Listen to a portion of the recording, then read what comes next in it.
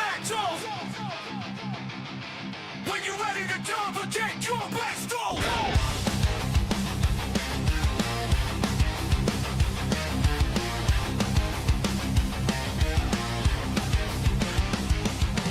Engines roar, the dirt flies thick, steel beats rumble, tires grip slick, mud tattoos, the side panels raw, wheel to wheel, no room for a flaw. Throttle pin, hearts pound like bass, slide through the corner, a deadly embrace, chasing that checkered, sweat stain dreams, the track screams out of that midnight.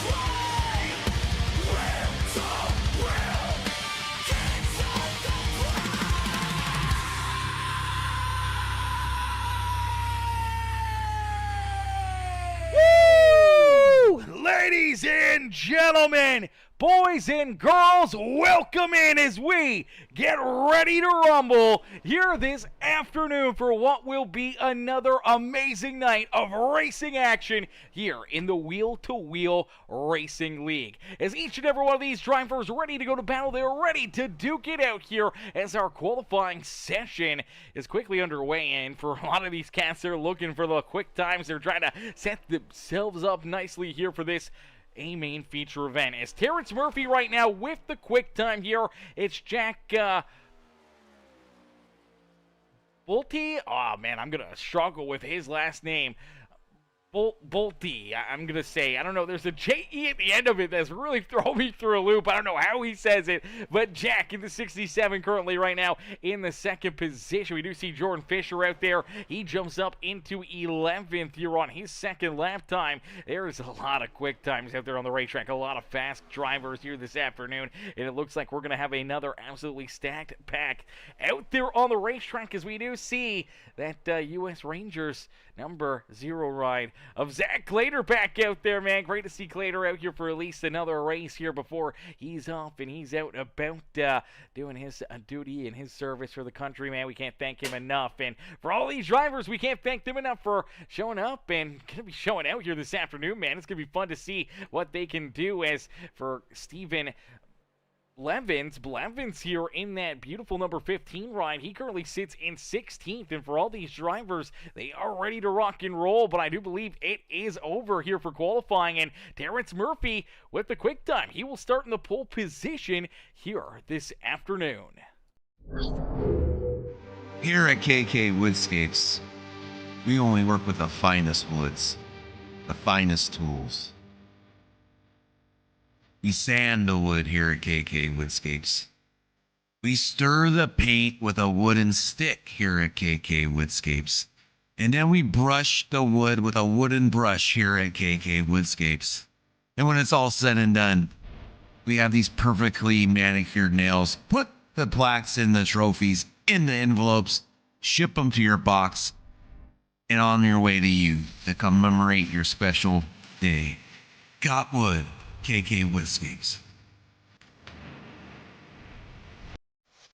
Alrighty, as here we go, ready to rumble for 187 laps of racing action here this evening with the Wheel to Wheel Racing League. 187 laps, man, it's a lot of laps. It's a lot of racing. It's a lot of time to run into mistakes, have problems out there on the racetrack. It's going to be hot. It's going to be slick. You got to take care of not only your fenders, but you got to take care of your tires out there on the racetrack as well, because this hot, slick racetrack, if you start slipping and sliding around, you can tear them up in a quick hurry. And with those tires starting to fall off, you can start to fall back and lose a ton of track position. And that will be the key to success here this afternoon, is keeping that track position, keeping yourself in the hunt at the front, and obviously not making any mistakes down pit road, earning those black flags. You can lose a lap or two here in a quick hurry, and with getting a black flag, more than likely you will lose at least a lap, if not two, out there on the racetrack that you may not be able to recover from. So you got to be perfect down pit road. You got to be dang near perfect out there on the speedway if you want to have a shot at trying to pick up the checkered flag here this evening, as Terrence Murphy in the number 24 will lead us to the green flag here today. Murphy will start out in front. To his outside will be that Robin Hood number 67 of Jack Bolte.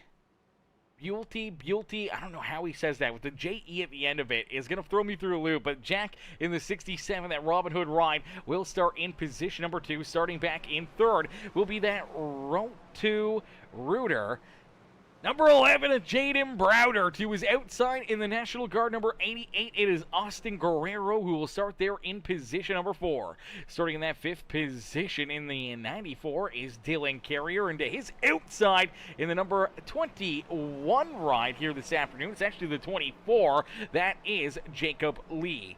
Starting in position number 7 in the 2 ride, the Princess Towing Machine, that is Landon Burbage, and to his outside will be the Fish Speed Brakes, number 4 45 of Colby Wells. The 97 of Mike Coravo in the 57 of Grant Applegate will round out our top 10, as then we see Caleb Hallman, Willie Smith, Stephen Blevins, Jordan Fisher, Trent Johns, Brian Matthews, Michael Durham Jr., Nick Jensen, Logan Perriman, and Michael Ponder Jr. rounding out our top 20. Then we see Nick Biddy, Aiden Lucas, Joseph Smith, Evan Stewart, Joe David, Ethan Greek, Xavier Runkle Brunky, Lucen Thompson, Austin Thompson, Jaden Porter rounding out our top 30. Jace LaFort back there in 31st with Ryan Haller, Wyatt Mickelson, Keegan Huey, Jason Bogart, Matthew Wood, Marquin Brewer, Virgil Perriman starting back in 38th, Chess Hamby back in 39th, and it's Zach Glader in the zero ride, bringing up the rear of the field here this evening. 40 drivers ready to go to battle, ready to duke it out here this evening. They got 187 laps of racing action out there on the speedway with a couple stage breaks in there as well. A couple stage breaks here to kind of split things up. So for these drivers, that's going to give them opportunities to try to find their way to the front, you know, either through track position down pit side or just out on the racetrack with this pure speed out of their race cars. But as they look for everything they can, it'll be very, very interesting to see who's going to be able to not only pick up stage wins, but also try to be there at the end to win this race. As our stage breaks will be at the completion of lap number 40 and the completion of lap number 95 here this evening. As Anna says, is anyone else having trouble with YouTube? You can't watch but maybe 3 minutes, then it starts repeating. Uh-oh. Anna, I don't like the sounds of that. Hopefully no one else is running into issues with that. As Clader in the chat says, this is my last iRacing League race before I ship out for the Army. Brother, we thank you for your service, my man, and hopefully it's a good race for you. Starting at the back of the pack is, here we go, ending all the anticipation with our feature presentation, and they're already making moves. 2, 3 wide, back there through the field. Everyone trying to race their way to the front of the field. Everyone trying to make it through corner 1 and 2 cleanly, and so far looks like everyone's able to keep it pointing the right direction. Back down into corner number 3, but we hear some rubbing and scrubbing. Look like potentially the 55 ride up into the outside fence right there of Nick Jensen. Jensen may have scrubbed the outside wall. Hopefully not too much damage there for that 55 machine. As out in front, it is our pole sitter, Terrence Murphy, who's able to lead lap number 1 here this evening. As Brianna Alessandra says, it's your channel only. It's my channel only. Stream health, streams excellent health. Everything seems to be working on my end. I don't know why it wouldn't be working. I don't see any skip frames or anything else. I'm not sure. You may just have to restart the YouTube app and see if it works again, but it should be a-okay. There shouldn't be any issues with it. I don't know why it would be doing that. Let me open it up on my YouTube quickly and see. I don't think there'd be an issue. I've never heard of that. Okay, good, that's muted. Alright, I'll keep an eye on it. I'll keep an eye on it and see if it's doing it. If it is, then we may have to restart it, but it looks like it's fine, chat. On my end, everything is fine. On my side, everything is working a-okay. And I'll see if YouTube is doing anything funky over here or not, but it should be working fine. I don't know if anyone else is running into any problems or anything as well. That is interesting. I don't know. I've never heard of that before.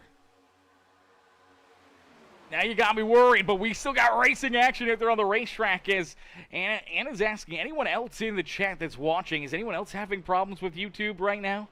Anyone else having problems with it? This is maybe 3 minutes, and then it starts repeating. Starts repeating like it's skipping, like freezing, or like it goes back to the start of the first 3 minutes. This already did that. I don't know, Anna. That's a good question. I don't know how that would be fixed. I don't know if, like, what the bug would be for that. I don't know, but we do see our first caution flag of the day come out. Terrence Murphy, though, able to hang on to the early race lead. We do see our first yellow flag. We knew it was bound to happen here in a quick hurry, as it looks like Marquin Brewer, the 14 ride, going to run into some issues in for the bang ride. Unfortunately, this is not the bang he was looking for here this afternoon. A little contact from Jason Bogart. Gets him sideways, gets him loose at a corner number 4. They make contact. Bogart hard up the racetrack. Oh, man, big hit right there. Not only for the 14, but a big hit for the 17 of Bogart. I do believe that's the 51 ride. Who's in this 51 machine? This afternoon, is that Wyatt Mickelson? That is Wyatt Mickelson in the Tracker Boats 51 ride here this afternoon, and unfortunately, he's just got nowhere to go, and he ends up getting tied up into it. Then you take a look at, oh man, Jace Lafort as well. Absolutely nowhere for him to go. He's right up against the outside fence, still gets a piece of it. Heavy contact there into that 17 ride. So for Jason Bogart, gets some pretty solid contact and damage. Jace Lafort tore up for at least the 51 of Wyatt Mickelson. Doesn't look like too much damage. Obviously going to have quite a bit of left rear damage on that 51 ride, but for the most part, not too tore up here to start this race. But for, seeing Marquin Brewer, man, Marquin Brewer, I think, got out of that with probably the least amount of damage out of anyone collected. But our first caution flag of the day, and unfortunately, some pretty tore up race cars out there on the speedway. Is all right, so now it's game time decisions, and we do see a few drivers starting to make their way down pit road right here. We do see the 88 ride giving up a ton of track position. Austin Guerrero's down pit road, the 0 Zach Clater, Chess Hamby, Ryan Haller's down pit side in his Continental number 60, Stephen Levin's down there as well. Here's Evan Stewart down pit side and his Fish Speed number 37 ride. Chase Lafort obviously trying to get that 09 car fixed up, repaired out there on the racetrack for the Bang Energy number 14 of Marquin Brewer. He's trying to get some repairs, and so isn't that Flex Seal number 17 of Jason Bogart. So early on, some contact, a couple of drivers that end up running into some tough issues out there on the speedway, and unfortunately some tore up race cars out there on the speedways. We'll get them all stacked up, racked up, ready to go back to green flag racing here in this one. As Anna says, it works fine on our phones, but not on the TV. Yeah, I have no idea. Anna, I wish I could tell you how to fix that, but I'm not sure. I've never watched YouTube on a TV before, so I have no idea. I've only ever watched it on a PC or a cell phone, so I don't know if like maybe the TV app is down potentially. Maybe like the YouTube app through the TV might be messed up. Maybe there's an issue with that. Obviously, I can't tell from my end. I could try to Google it and see, as Bill Fisher says, there's no problem on my feed. Hey, that's what we like to hear, Bill. That's what we like to hear, brother. As Bill in the chat earlier this afternoon as well says, go get him tonight, Jordan. Cheering on the Fishman himself, Jordan Fisher, out there on the speedway, hoping for a bit better of an outcome after obviously a couple, tough races there at Daytona. A lot of beating and banging, a lot of battling, a lot of, issues out there on the racetrack. And for a lot of these drivers, they're trying to, keep themselves in it, trying to keep themselves in the fight here all evening long and already this afternoon. And last week we saw a lot of tore up race cars, a lot of drivers that ended up with finishes that they wish they would have had a little bit better, and unfortunately didn't quite get the runs that they were hoping for there at Daytona. But here tonight, man, it's gonna be a whole lot more fun. It's gonna be very, very interesting. As Ryan Haller messaged me as well, says, hey man, when you join the session, can you refresh your trading paints? I accidentally ran the Chevy tonight and had the wrong scheme on it. I put on a new scheme and the correct number. I had to refresh trading paints. Okay, let me take a look at Haller's car. See, these guys message me like literally, I'm still live in other broadcasts and stuff, man. I'm too busy, man. You guys gotta fix that stuff. You guys gotta fix that stuff, okay? As Terrence Murphy out in front sees that green flag fly, gets another great launch, great jump there, and for the 24 machine of Murphy, great launch for that 24 ride, and he's able to jump right back out in front, pick right up where he left off, and he's hoping to try to open up a little bit of a lead here once again as the 67 of Jake Bolte down on the bottom side there. Got a little piece of the apron, got a little loose. Luckily enough, though, able to hang on to it as we did see some close quarters there between the 11 of Jaden Browder and the 94 of Dylan Carrier. And now Carrier sideways right here. Oh, baby, hang on to it. He's still sideways, still trying to save it. Everyone's checked up. Look out, contact! Almost airborne goes to 31, and a big one down and out of corner number 2. Big hits, big wrecks, and unfortunately a ton of drivers tore up here in this one as the 94 of Dylan Carrier, basically from the front straightaway down to corner number 2, was kind of sideways here. Let's even go back here as Jaden Browder's way up the racetrack looking for these big runs. The 94 ride, I think he thinks he's clear. I'm not sure, but he doesn't really see him there. They run out of room, though, in a quick hurry. They got to bounce off each other, bounce off the wall. That gives a little bit of damage, but it kills the momentum, obviously, out of the 11 and that 94 ride. You're going to watch the 94, unfortunately, start to fall backwards, and here comes Jordan Fisher. Big head of momentum here for that Fish Speed. Number 39, and he sees an opportunity with that little bit slower pace of the 94, and he jumps right down to the inside, and unfortunately, he's underneath the 94. The 94 rides trying to come down the racetrack to make a little bit more of a wider arc into the corner. They make contact that gets him sideways, and then he's just trying to save it from that point on. Sideways again, finally down onto the apron. Everyone is starting to get stacked up back behind him, and finally this thing snaps loose back up the racetrack, clips that 31 machine, and look at that thing almost airborne. Unfortunately, the 5 ride, nowhere to go. The 77, the 99, they all get tied up in it. The 34 of Aiden Lucas is in there. Here comes that 6 ride tied up in it. The 55 of Nick Jensen's in there. Oh, man, so many drivers getting tore up here in this one. Looks like the 13 is going to run into the back end of Nick Biddy as well. And so many other cats just trying to clean their way through it here, just trying to find their way through the carnage. And unfortunately, there is not a whole lot of places to go out there on the racetrack. And all of a sudden, there is a lot of tore-up race cars here down pit side as Michael Potter Jr. got damaged, Biddy got damaged.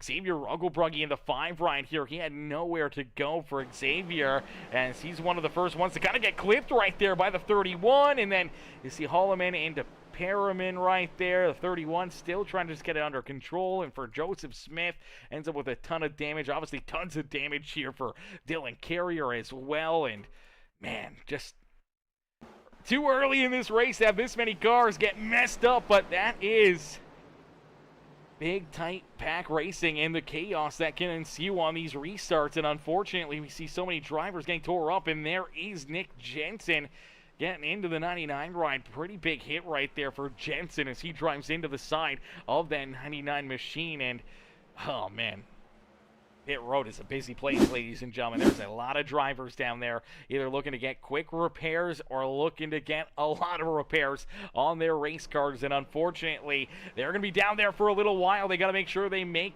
good time down pit road, but they got to make sure they don't make any penalties or potentially exit pit lane too late, or else they may find themselves a lap down in a quick hurry out there on the speedway.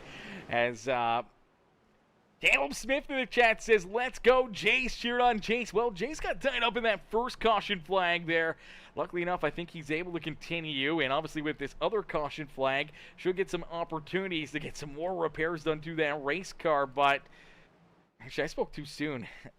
Caleb, I don't want to break your heart, brother, but I believe Jace Lafort is taking his car off the racetrack and out of this race.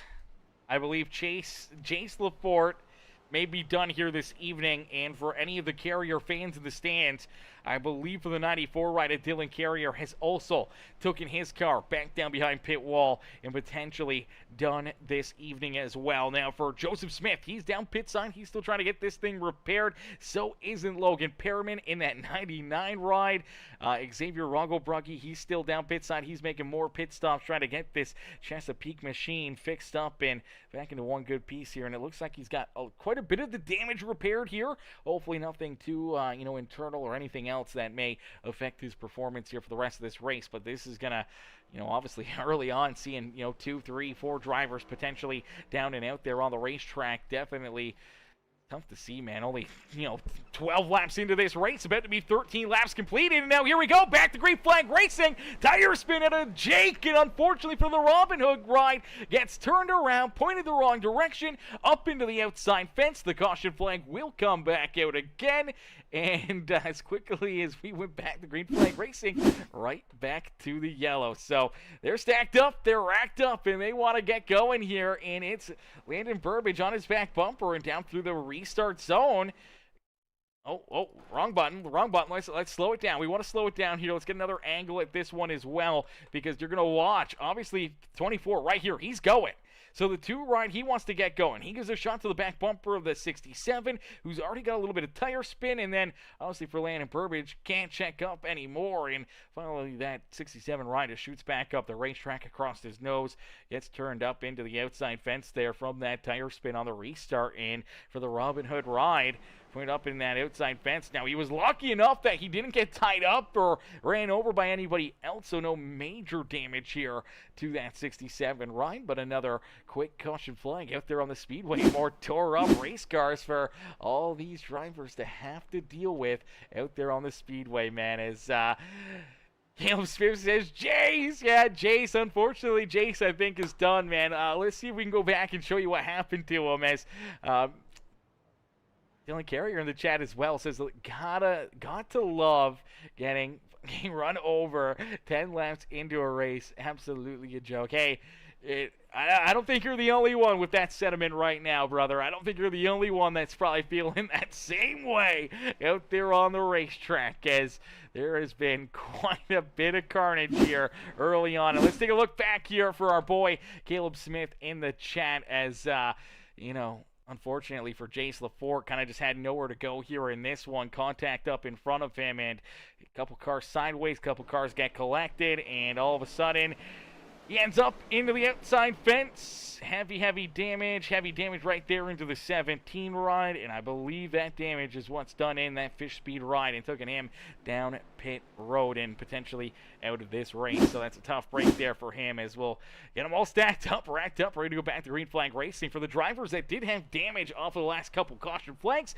they're loving it, because this is giving them more opportunity down pit road to get some repairs, get some changes done, try to fix their cars up, and get back out there and hopefully back into the action in one good piece, as Terrence Murphy continues to lead the way here in this one. As, man, 40 drivers started here tonight. 40 drivers took the green flag. Unfortunately, already, I think we're down at least 2, could be potentially more here. Joseph Smith has been still down pit side here for an extended period of time. We'll have to wait and see if that Raptor, King of Touch number 31, rejoins the field here this afternoon. And unfortunately for Logan Perriman, he's a couple laps down, but looks like he is going to rejoin the action here. He's going to get battling again this afternoon, but unfortunately finds himself already about 4 laps down out there on the racetrack. So a lot of drivers running into early issues and hoping to try to rebound from it as we get them stacked up, racked up, ready to go back to green flag racing here in this one. As here we go, getting ready to go back to green flag racing. How far can we make it? But listen, if you guys are tuning in, you guys are enjoying the action and the fun here this afternoon and enjoying the broadcast, man, make sure you guys help us out. Hit the like button on the stream for us right now. Helps us out a ton. Just hit that thumbs up button. Hit the hearts as well, in the heart button there as well. Drop a comment or two. Let us know who you're cheering for, who you want to see up in victory lane. And if you haven't already, hit that subscribe button for us. Hit that sub button. Become part of the Peacemaker family here today as we get ready to go back to green flag racing, as Terrence Murphy getting ready for another good restart here, hoping to try to keep these fish speed rides back there at bay. Landon Burbage, Smith right there as well. Willie trying to work his way up there to the front, trying to put that 75 ride into another good position here this afternoon after a heartbreaker last week at Daytona for that 75 ride, after, leading some laps, being out in front, having some good position, and then getting some pit road penalties there, taking him out of that race and out of his opportunity to win that Daytona 500. But here we go, down through that that Geico restart zone, and here we go, back to green flag racing. So for Terrence Murphy, great launch, great restart right there for him. So far, it looks like we're clean and green down into quarter number 1 again, and it looks like down and out of quarter number 2, everyone for the most part is keeping their car pointed in the right direction, as we'll see if we can get some good green flag laps being laid down here for a little bit, but it is still a dogfight back here, man. 2, 3 wide, the 10 Ryan pushes up the racetrack right there, the 11 of Jaden Browder rolling that outside lane, taking these big runs, man. He's got some speed out of that number 11 ride. Now he's just got to try to make up that track position, work his way back up to the front here. It's tight racing all around the speedway. Everyone is trying to race their way to the front of the field. Everyone's trying to put themselves into the winning position here. Unfortunately, we're only 18 laps into this race. Still got a lot of laps left to go here. Still got a lot of opportunities to try to work themselves back into the action. As Jace Lafort in the chat says, 5 freaking laps, absolutely unacceptable in this league. These guys need to learn how to be patient. I know I'm a rookie, but this Fish Speed Breaks 4 deserved a better finish than that. Unreal, he says. Unreal. Brother, I feel ya. I feel there's a lot of guys that are right there with you after early race exits here to this afternoon's feature event. That is for certain, as Jace Lafort says.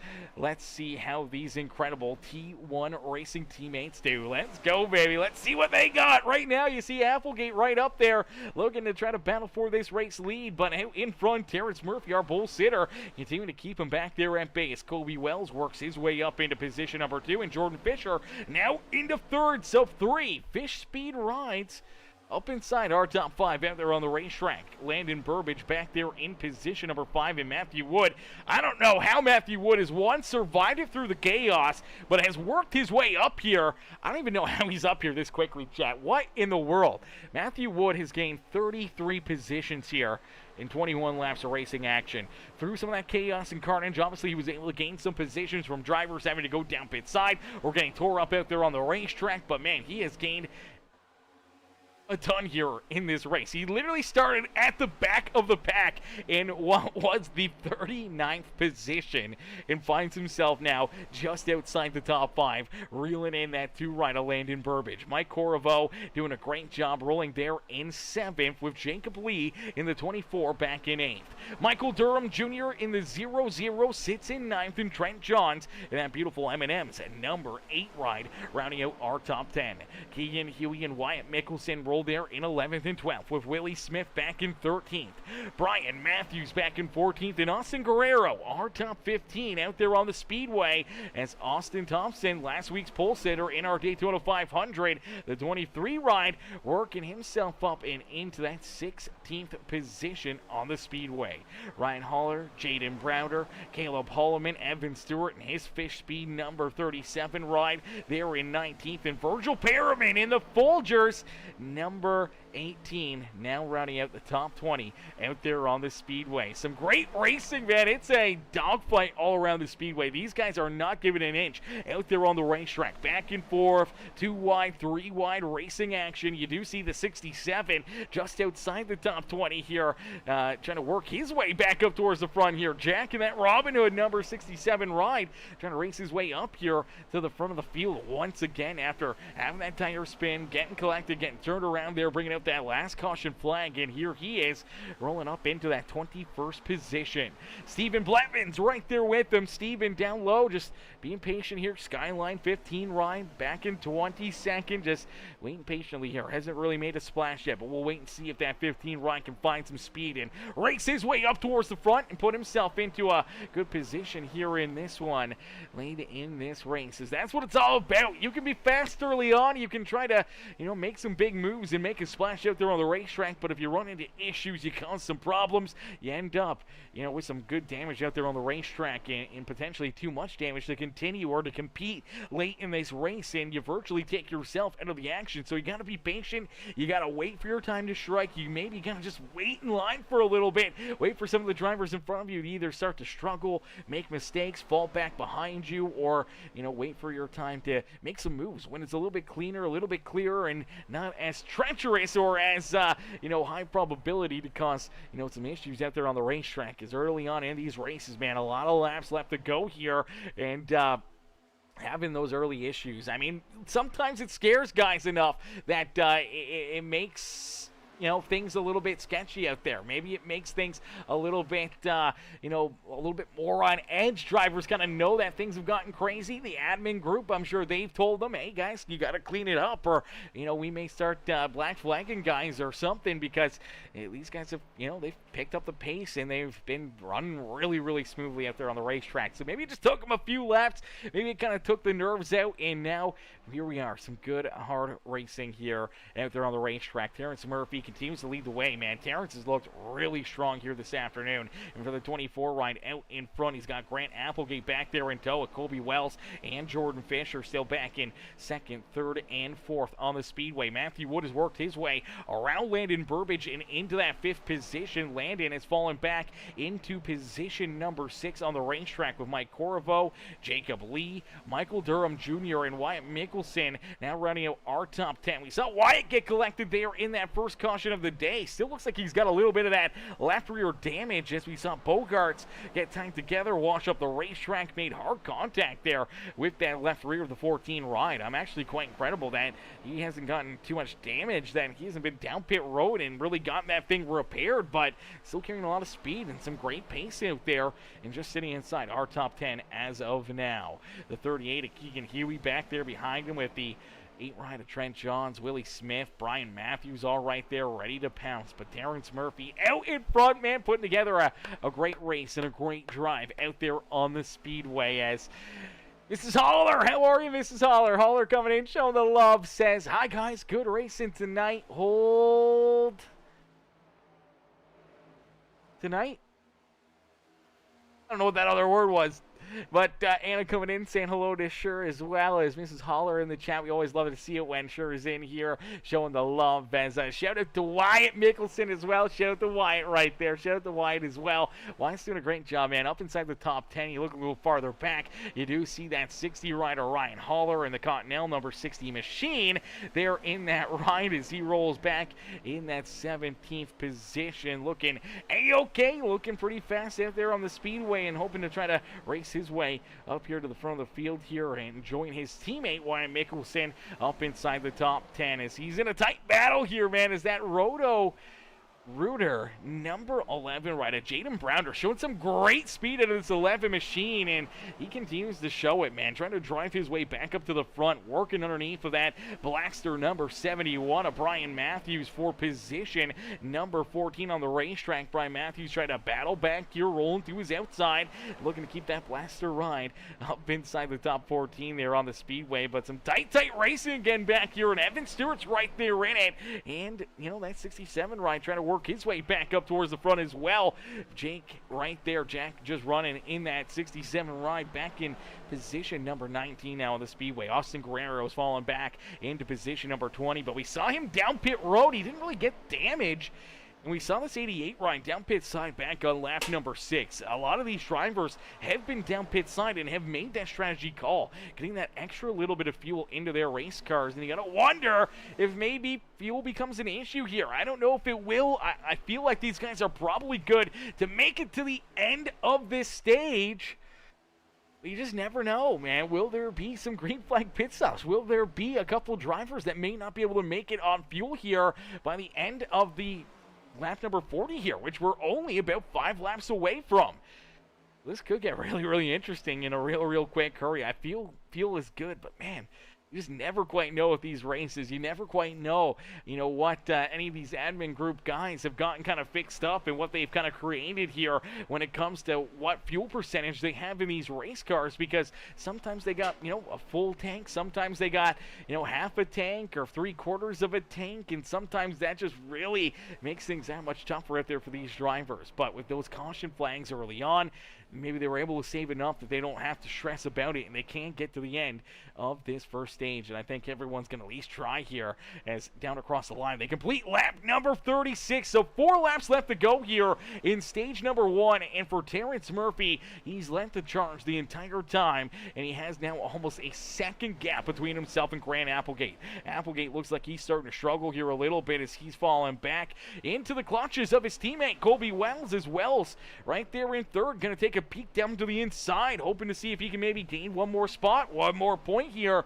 with a second place run in stage number 1 on the day. Matthew Wood has worked his way up and into 4th after getting around Jordan Fisher. Fisher falls back into that 5th position, and we will see the caution flag fly. Caution flag is out. This is before our stage, but this should probably end our stage here this afternoon. I want to say the 5 ride of Xavier Rugglebrugge. Oh, it's the 24 ride of Jacob Lee running into some issues here. So Rugglebrugge was quite a ways back here. Let's take a look. Where is Jacob Lee? Okay, so it looks like Lee in a tight battle. I believe that's the 23 ride that's to his inside here. And unfortunately, yeah, see, I don't know what.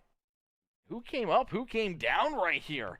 I think the 24 starts to come down just not only to make the corner, but try to drive underneath maybe the 60 or the 97 ride there of Mike Corriveau. I think as he does, I don't know if he just thought maybe the 23 would move down with him there. And for Austin Thompson, I mean, obviously he's not expecting the 24 to shoot down the racetrack this early. Going into corner number 3, I mean, he just kind of come up a little bit there as well. Actually, I don't know, man. That's a tough call. I don't know if the 23 kind of comes up or if the 24 comes down, but nonetheless, they get tied together. And as they do, yeah, actually, it looks like the 23 trying to side draft right there. Maybe got up into him a little bit. Unfortunately, kind of hooks him, turns him sideways, and then bounces that 1776 Motorsports car up the racetrack into the outside fence. He takes the outside wall, and then all of a sudden, as he's trying to make it down to pit road, I think he was going to go all the way to the apron, and I think he looked in that rear view mirror, and he must have saw that 5 ride coming in a quick hurry. And unfortunately, here for Xavier Rugglebrugge, let's take a look on board with him because he had quite a bit of time here. Just carry that speed and momentum into the corner, and I think he's going to get maybe not a great view of it, but he's going to see it happening. He sees the smoke, sees the car up into the outside fence, and then all of a sudden here comes the 24 right down in front of him and ends up driving into the back end of him there. Pretty solid front end damage for that 5 ride, and obviously a lot more damage there for the 24 as well. So a couple more tore-up race cars out there on the speedway, and for the Chesapeake number 5 ride, that's the second wreck that unfortunately Xavier's gotten tied up into and tore up out there onto the racetrack. So couple more issues, couple more tore-up race cars, another caution flag, and that will bring an end to stage number 1 here this afternoon as Terrence Murphy will pick up the first stage win of the day. So Terrence Murphy picks up the stage win here in Las Vegas. That's a couple extra bonus points into his back pocket right there as Jimmy 3 times says another yellow to yellow racing club. Oh gosh, I mean, hey, it happens, brother. It happens. There's wrecks and incidences in every race, whether it's real-life NASCAR or, Saturday nights, Friday nights, Monday nights, man. Some days there's 0 caution flags. Other days there's a lot of caution flags, man. No one's perfect, and no one can run a perfect race every single time they're out on the racetrack, including Natalie Decker. That is for certain. Natalie Decker, oh, man. I don't know. I don't know what to think about that Daytona race with her, man. Jesus, that was brutal. There is a brake pedal. You can slow down. You can check up. That is for certain. And when you see cars wrecking in front of you, that is probably the best thing to do is get onto the brakes. Start to slow down. If you're slow enough, you can either stop to avoid something happening in front of you, or you can move out of the way and not get collected in it. But unfortunately there, couldn't see it happening for Natalie Decker. Didn't see it happening there for the 5 ride. And unfortunately, another caution flag and a couple tore-up race cars. And unfortunately, that's why they call them accidents. And unfortunately for those drivers, they'll have to deal with the consequences of their actions. And now we'll get ready to go back to green flag racing and see some more action out there on the racetrack. As the 24 at Terrence Murphy, he's been having himself a heck of a day here, but he's got some fast cats around him trying to keep themselves back there at bay as I think Lonnie Kreider needed to pray for the race so there would be less wrecks. Hey, sometimes you got to do that. sometimes we gotta get a little prayer in there, man. Maybe we'll have to start hiring Lonnie to bless us before these races as well. We may have to get him to start blessing them every week and just have a week-long, advancement for every broadcast that we do, so that way we can get all these races clean and green.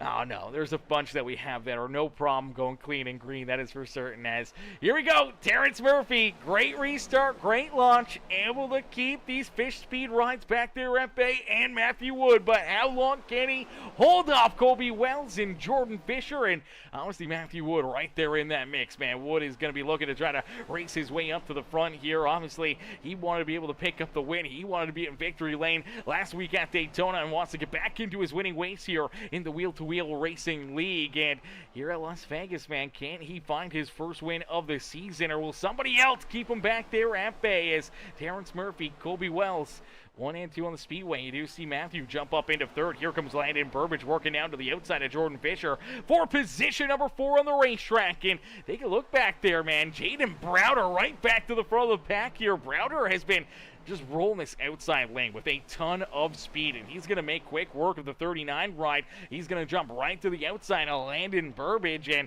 he's going to be working his way potentially right back to the front of the field and battling for this race lead. Michael Durham Jr. there as well back in 7th. The 8 rider Trent Johns in that 8th position with Willie Smith and Jack Bolte. I have no idea how to say his last name. The J and E at the end of it's just throw me through a loop here for Jack. Anyone else know how to say Jack's last name? If you can break it down for us in the chat right now, that would work a ton. If anyone knows how to say Jack's last name, break it down. I'm getting Bulte, and the J is probably silent. That's kind of what I'm thinking. It's like Bolt, but Bulte. Is like a silent J, but like, is the J silent or is there an accent on it? That's what I don't know. That's what I don't know, but nonetheless, we'll go with it. Hopefully we'll get him up here at some point, and we'll see how exactly he pronounces it. As Terrence Murphy out in front, continue to just do a fantastic job out there on the racetrack. Colby Wells sitting in second, and there you go. You see that 11 rider, Jaden Browder, back up and into that 3rd position. What a comeback, and quickly here for the 11 ride as he works his way up and into that 3rd position and looking to go after Colby Wells and Terrence Murphy for the race lead here this evening.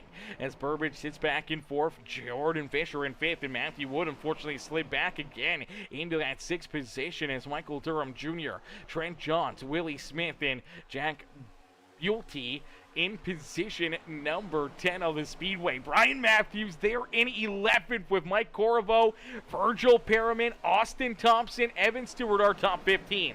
Wyatt Mickelson working to his outside there in that 16th position with Ryan Haller, Stephen Blevins, Marquin Brewer and Austin Guerrero rounding out our top 20 here on the Speedway. As each and every one of these drivers putting together an amazing run, an amazing race here in this one, man. Some great battles out there as, yeah, you guys can keep going crazy in the comment section, man. We love it. Keep those comments flowing and growing. We absolutely love it. As Brian Underwood in the chat as well says, don't sign me up for stuff. I just like supporting Peacemaker, Daddy. Oh, gosh, dang it. You gonna make me blush, Brian? You're going to make me blush up in here, okay? You're going to make me take my clothes off, too, if you keep that up. No, I'm just kidding. I'm just kidding, chat. We'll keep them on. We'll keep them on, baby. It's out there on the racetrack, man. These drivers, I think they may be losing their shirts out there, man, because this action has not slowed down one little bit. These guys are on top of it every single lap, man. Every single lap. There is no backing down. There is no throttling down. They are on it right from the drop of the green flag down to the checkered flag. I thought maybe here at Las Vegas we would see maybe a little bit calmer and a little bit smoother rolls out there on the racetrack, especially early in these runs when drivers want to start trying to save some fuel out there, trying to keep themselves out of problems and trying to put themselves into a good position. $5? Oh, Brian, I don't know, brother. It might take more than $5. I don't have a webcam anymore. My webcam broke a long time ago, and I've just never replaced it. I probably should one of these days so I can get the suits back on and show you guys my beautiful beautiful face here more on the streams. I just have not gotten the camera fixed. It's just one of those things that never crosses my mind, man. Anytime I'm at Best Buy or anytime I'm, even at Walmart or something like that, and I can just buy a cheap webcam real quick, it just never crosses my mind. It's the last thing on my mind every single time. I should probably write it down. I never make a grocery list, but I should probably write it down and do that. Landon's having a good run, having a good race, good drive out there on the speedways. Aaron, are you in your birthday suit? Oh, don't be giving away my secrets. I told you that in confidence, Jimmy. I told you that in confidence, brother. Okay, you can't be doing that. It's Terrence Murphy, though, out in front, but look out. There's issues back behind him. Caution flag is back out, and oh, brother. The Fish Speed rides, Matthew Wood, all tied up in this one, and there is a ton of tore-up race cars again. Oh, no. Oh, no. Some of our front runners tied up here, obviously with Jordan Fisher tied up in it. We saw Grant Applegate potentially in this, or definitely in this as well. I'm not sure where this gets started, though. I feel like Grant's quite a bit farther back, so this is definitely in front of him. Let's take a look at Jordan Fisher and Matthew Wood up here. There you go. I think this is where this kind of gets started, and it looks like it's going to go for a while here. So for Jordan Fisher, he's trying to make the pass here on Matthew Wood. So Fisher jumps to the inside here of the 16. They're tight off of corner number 4, and I don't think Matthew can go really any farther up here.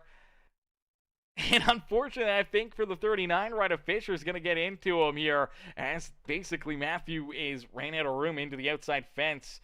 Right here, there's contact right there. Matthew bounces to the right rear off the wall. And I think already going sideways. I thought maybe the fence would catch him right there, but it doesn't. So they get tied together. Matthew sideways down through the infield. The 39 ride still pushing him as they're locked down. They're trying to keep themselves there on the apron. Unfortunately, both drivers wash back up the racetrack, and now they're setting ducks in the 10 ride.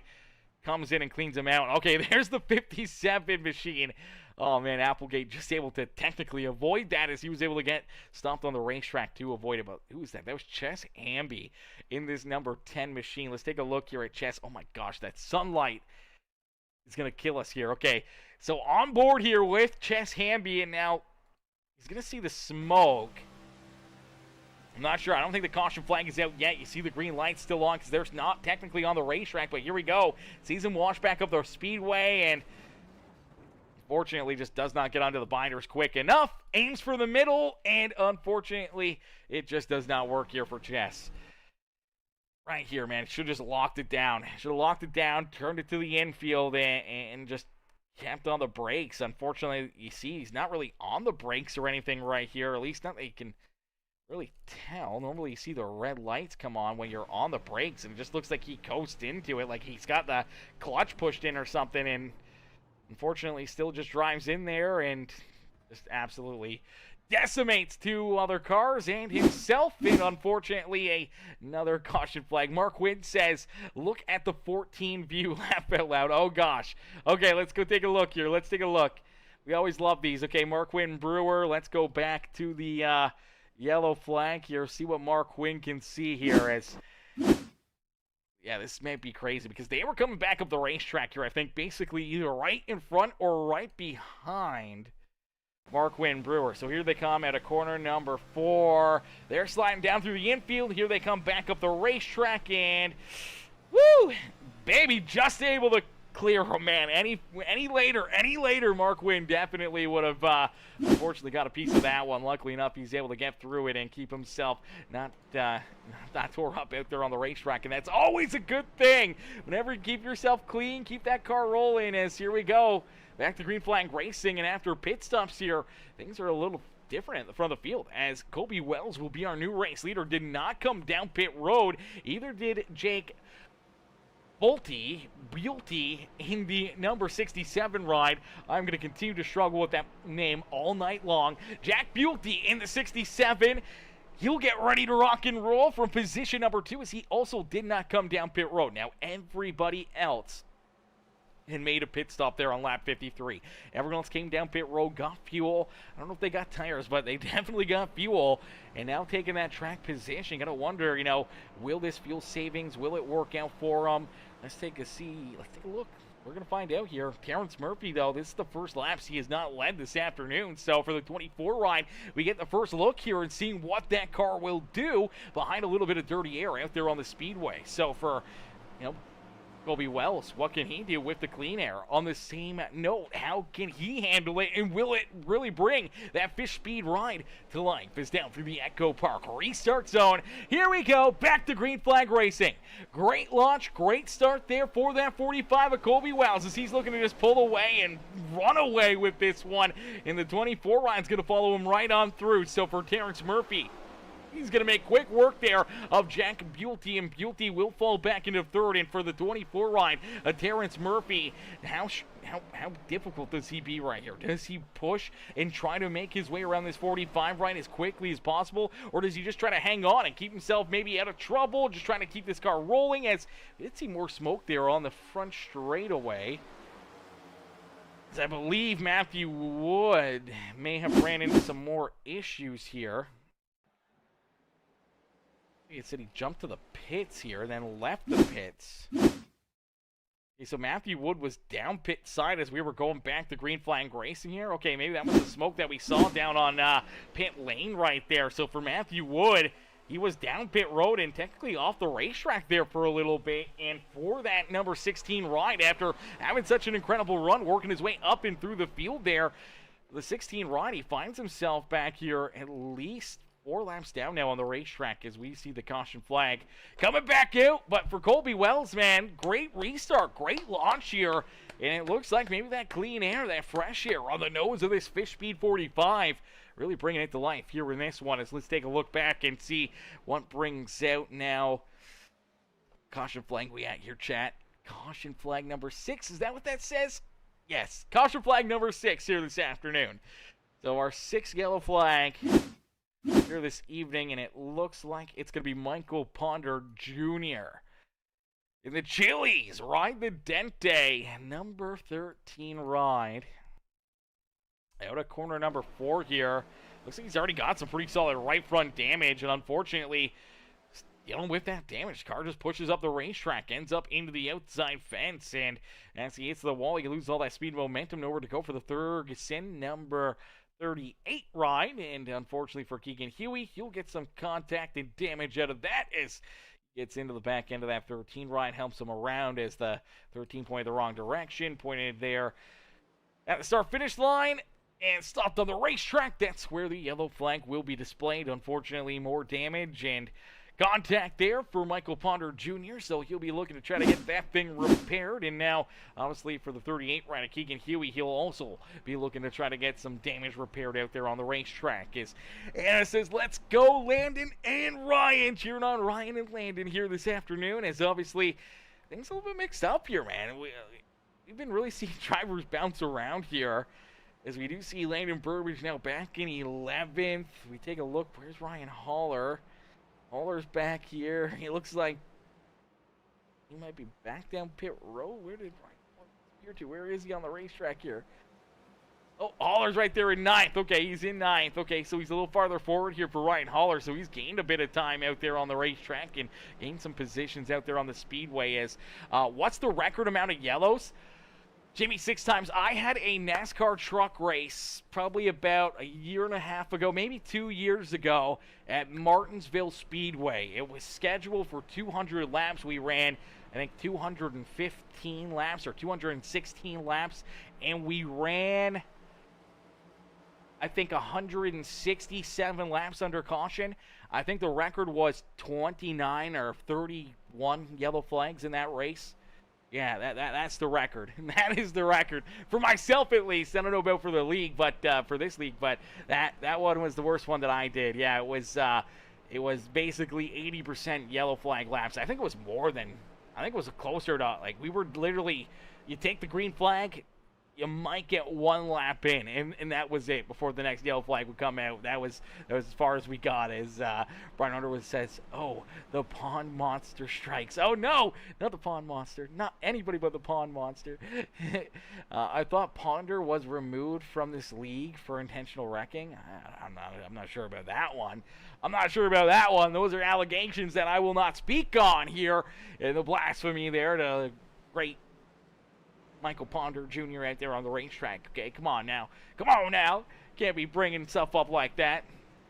As Colby Wells is going to get ready for another big restart here, looking to keep Terrence Murphy back there at bay. Jack Buelty there in position number 3 with Jaden Browder there in position number 4. Now, Browder's really had that outside rolling, man, and I got to wonder, is it tearing up his tires a little bit more here? Is it going to affect his car later in these runs? But with all these caution flags, man, all he's got to do is just get a good restart, get a good launch, try to pick up a couple spots here and keep working himself forward, as we've seen him at the back of the pack racing his way back to the front here, and he's looking to try to battle for the race lead here in stage number 2, as Michael Durham Jr. up there as well in the 0-0, rounding out our top 5 with Trent Johns, Evan Stewart, Brian Matthews, Ryan Haller, Austin Guerrero, rounding out our top 10 here on the Speedway. As down and out of corner number 4, the base truck will make the hard left-hand turn back down pit side, and we'll get ready to go back to green flag racing here this evening as Colby Wells down through the Echo Park restart zone. He's the control car. He gets the fire first, and there it is. Great launch. Great restart for the 45. Quickly clears the 24 of Terrence Murphy, and he's going to lead us by a couple car lengths back down to the corner number 1. For Jack Buelty, he'll be looking to try to work his way around him as well, as Jimmy 3-time says, good night, Aaron. Not watching the pace lap 187 at Las Vegas. If you're live tomorrow night, see you then. I will be back up here in the booth. I will be back up here in the booth tomorrow night. We're live, I think, pretty much every single night of the week right now, except for Friday nights. Friday nights, our series then is not back underway until the end of the month. I want to say the first Friday of next month is when they come back into the action. As Colby Wells, though, out in front, he's got the race lead. Here comes Terrence Murphy, though, back to the inside of that 67 to try to take back control of position number 2. And for Terrence Murphy, I know he wants control of this race again. He wants to be out in front and wants to try to win our second race, or our second stage of this race here this afternoon. Jaden Browder back there in 4th. Michael Durham Jr. there in 5th, and then it's a dogfight back there behind him. Brian Matthews up there rolling that outside lane. Ryan Haller there in the Continental number 60 ride. He's kind of right in the middle of it here. There's Landon Burbage as well. He's right in it. Wyatt Mickelson, they're hooked up down the inside lane as they are trying to make some moves here, trying to work their way up towards the top 5. And right now, some great runs, but look out! Contact! More contact! Oh, baby! Things are getting crazy! Oh, no! The 67 of Jack Buelty's tied up in it. We see, obviously, the 74 of, man, there was 2 incidences there at a corner number 4. Okay, let's go back here. Let's go back and take a look, because there was 2 problems here. We saw the first one, and it looked like Evan Stewart was going around back here behind him, but then here for position number 2, there's some contact here as well. So the 24, Terrence Murphy, he's down low. The 67's up there in the middle lane, and it looks like just for that split second, the 24 gets a little bit tight right here, pushes up the racetrack, and unfortunately gets a piece of the 67 ride, and that kind of just gets him kicked around sideways on the racetrack, and around he goes. But let's take a look at it. So down into 3, 24 is there. He's down to the inside, and I think right here, car just gets tight, pushes up that half a lane. Unfortunately, right into that left rear quarter panel of that 67 ride that knocks him loose. He's sideways, trying to save it. They get contact right there. They get contact again. And now both drivers are trying to keep control of their race cars. And you watch as the 24 bounces up off of Jaden Browder, the same time as the 67 gets hit by the 0-0 ride. And both of these guys go from racing for second and third to all of a sudden riding down through the infield. And for the 67 ride, ends up with some really solid damage there as Jaden Porter ends up getting a piece of him, as I do believe At the same time that was happening here, let's take a look. I don't know if it was Jaden Porter. I think it was Evan Stewart in that 37 machine. I think he's the one that we saw in this battle. I don't know if there's contact, if he gets some help right here. Yeah, he gets checked up. So I think he sees the contact here in front. I think he sees these guys starting to create that smoke, get sideways there on the racetrack. So it looks like he either gets on the binders or rolls out of it, loses all that speed and momentum. The 88 ride of Guerrero just does not see it as soon and ends up getting a piece of that 37. And then you see Willie Smith gets a piece of him. And then Jaden Porter's trying to avoid him as the 88 ride comes off the wall. Evan Stewart, luckily enough, able to keep it against the fence here. But Austin Guerrero right here, bam, up into the fence. And then this is where you're going to see everyone else kind of get tied up into it. And Jaden Porter gets hooked and goes down through the infield. Unfortunately, hits the one immovable object that's in the infield as the 67 car, and ends up with some good damage there as well. So some more carnage out there on the speedway, man. Obviously, a lot of tore-up race cars. And now for the 67 ride of Jack Buelty, he's going to come down pit road. He ends up earning a black flag down pit side here as well. So it looks like he may have gotten a too fast entering pit road penalty. So even if the crew can go to work and get this thing fixed up and back into one piece here, unfortunately, he's going to have to serve that penalty as well, which is going to just put him even farther behind out there on the speedway. And for a car that was running really smooth here today, that's going to hurt his chances. That's going to really probably take him out of this one. You got to wonder what the 24 ride situation's looking like, too. It doesn't look like too much damage there for Terrence Murphy, so that looks like a great break for him, but now he's also lost a lot more track position. We saw him a little bit, struggling a little bit more. He led the first, 53 laps of this race, and then obviously coming down pit road, lost a ton of track position there, and then kind of just stuck him behind. A couple cars at the front of the field just could not make the moves to get around them and could not work his way back out in front, and that's what put him into that position where the contact was made. He ends up with the damage that he got, but it looks like that car has been repaired. He's back into one piece, but will he be able to find his way back up to the front? That is the big question. Is now he'll be back mid-pack in the Hornet's Nest here, as here we go. Back to Green Flag Racing, and another great restart there for the Fish Speed number 45 of Kobe Wells. Wells gets another great launch, great restart, quickly trying to run away with this one as Trent Johns up and into second here. Where did Johns come from? Johns jumps up. He's now into that second position in the M&M's number 8 ride. And all of a sudden, here comes Landon Burbage right into the picture. The 11 ride of Jaden Browder trying to get hooked up in the outside lane. And we take a look back here. Ryan Haller is now up inside the top 5. Wyatt Mickelson, his teammate, right there with him. The 71 of Brian Matthews. Stephen Blevins in the 15 right now inside the top 10 with Willie Smith and Austin Thompson there as well, running out our top 10 out there on the speedway. But Colby Wells continues to lead the way here in this one. This is some great racing action, as Chase LaForte says, saw this a lot in practice, but it looks like these guys are just getting tight off of 4. Didn't know what would be a problem for half the field, though. Yeah, unfortunately, yeah, so far it's been tough. It's been some tough running. Obviously, some good contact there. A lot of issues here, and it's sometimes just an ill-handling race car. That tightness and running so close together, 2-3 wide, man. That extra car length or 2 that you may give your fellow competitors may be enough to avoid potentially having those issues and having potentially that contact to bring these caution flags out and creating that damage out there on the speedway. So sometimes it's better to maybe let a car go instead of battling so tight for that position, but everybody wants these spots, man. Nobody wants to give a position up. Everyone wants every inch they can get, and right now it's Wyatt Mickelson who's trying to inch his way up and into position number 2 as he works to the inside here of Trent Johns, and Wyatt Mickelson jumps up and into the second spot on the speedway. So for the Tracker Boats, That's Pro Shops. Number 51 ride, Wyatt Mickelson now into second. Will he have anything here for that 45 ride of Kobe Wells as Wells out in front, continue to lead the way here. Now Wells was last down pit road on lap 39.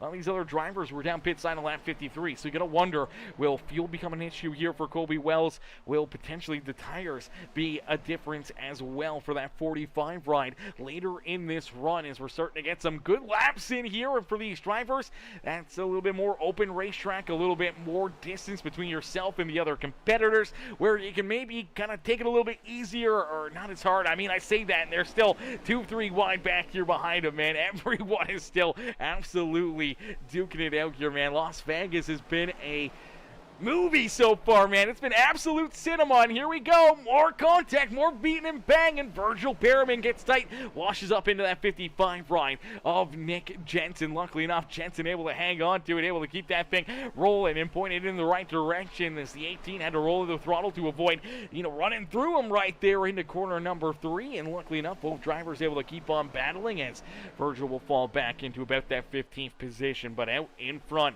it's Kobe Wells who's got the top spot. But man, oh man, this 51 of Wyatt Mickelson chasing him down.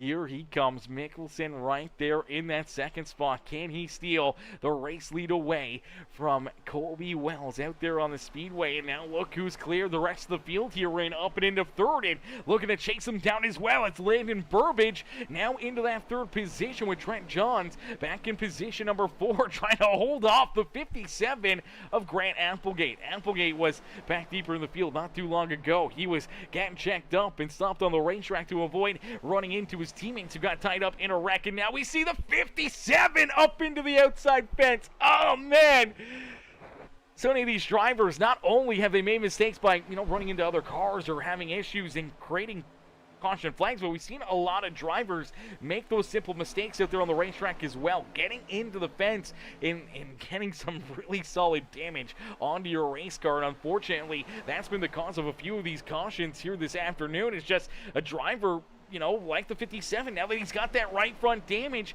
it may start to pull a little bit more and a little bit more to that outside wall. And right there when he got into it, man, it was hard enough that he could have been turned right back down the racetrack into oncoming traffic in a quick hurry. Now, luckily enough for Applegate, he's able to hang on to it, still rolling in that 6th position, hoping to try to limp this thing home now to the end of the stage, and hoping to try to earn some stage points along the way as well, as we do see Trent Johns fall back to 5th. As Terrence Murphy, man, this 24 ride, he's been a rocket ship. Obviously got tied up in that last caution flag, had some issues, went back down pit side, got the repairs done to the 24, restarted back at about the 18th, 19th position, and here he is back up inside the top 5 and looking to track down our top 3 out there on the speedway, as Kobe Wells, Wyatt Mickelson, Landon Burbage, 1, 2, and 3 had broken away from the rest of the field, but now Terrence Murphy looking to come join them out there at the front of the pack and battling for the second stage win of the day.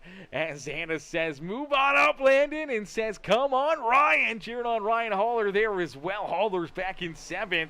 Still putting together a pretty good race here for that Continental number 60 ride for his teammate Wyatt Mickelson out there as well in position number 2. Landon Burbage right there in 3rd. So far, been a pretty strong race here for a bunch of these drivers. Some of the greats that we've had throughout the seasons, and obviously Kobe Wells, a new driver here to the Wheel-to-Wheel Racing League in season number 2. He's right there at the front of the pack leading the way. Our pole sitter and early race leader, Terrence Murphy, he's right there as well, battling here again up inside the top 5. And you see a couple more of our regulars here with Trent Johns, obviously Haller, Applegate back there, 5th, 6th, 7th on the racetrack, and then it's a bunch of new drivers back there rounding out the rest of our top 10 with Austin Thompson, Stephen Blevins, and Willie Smith.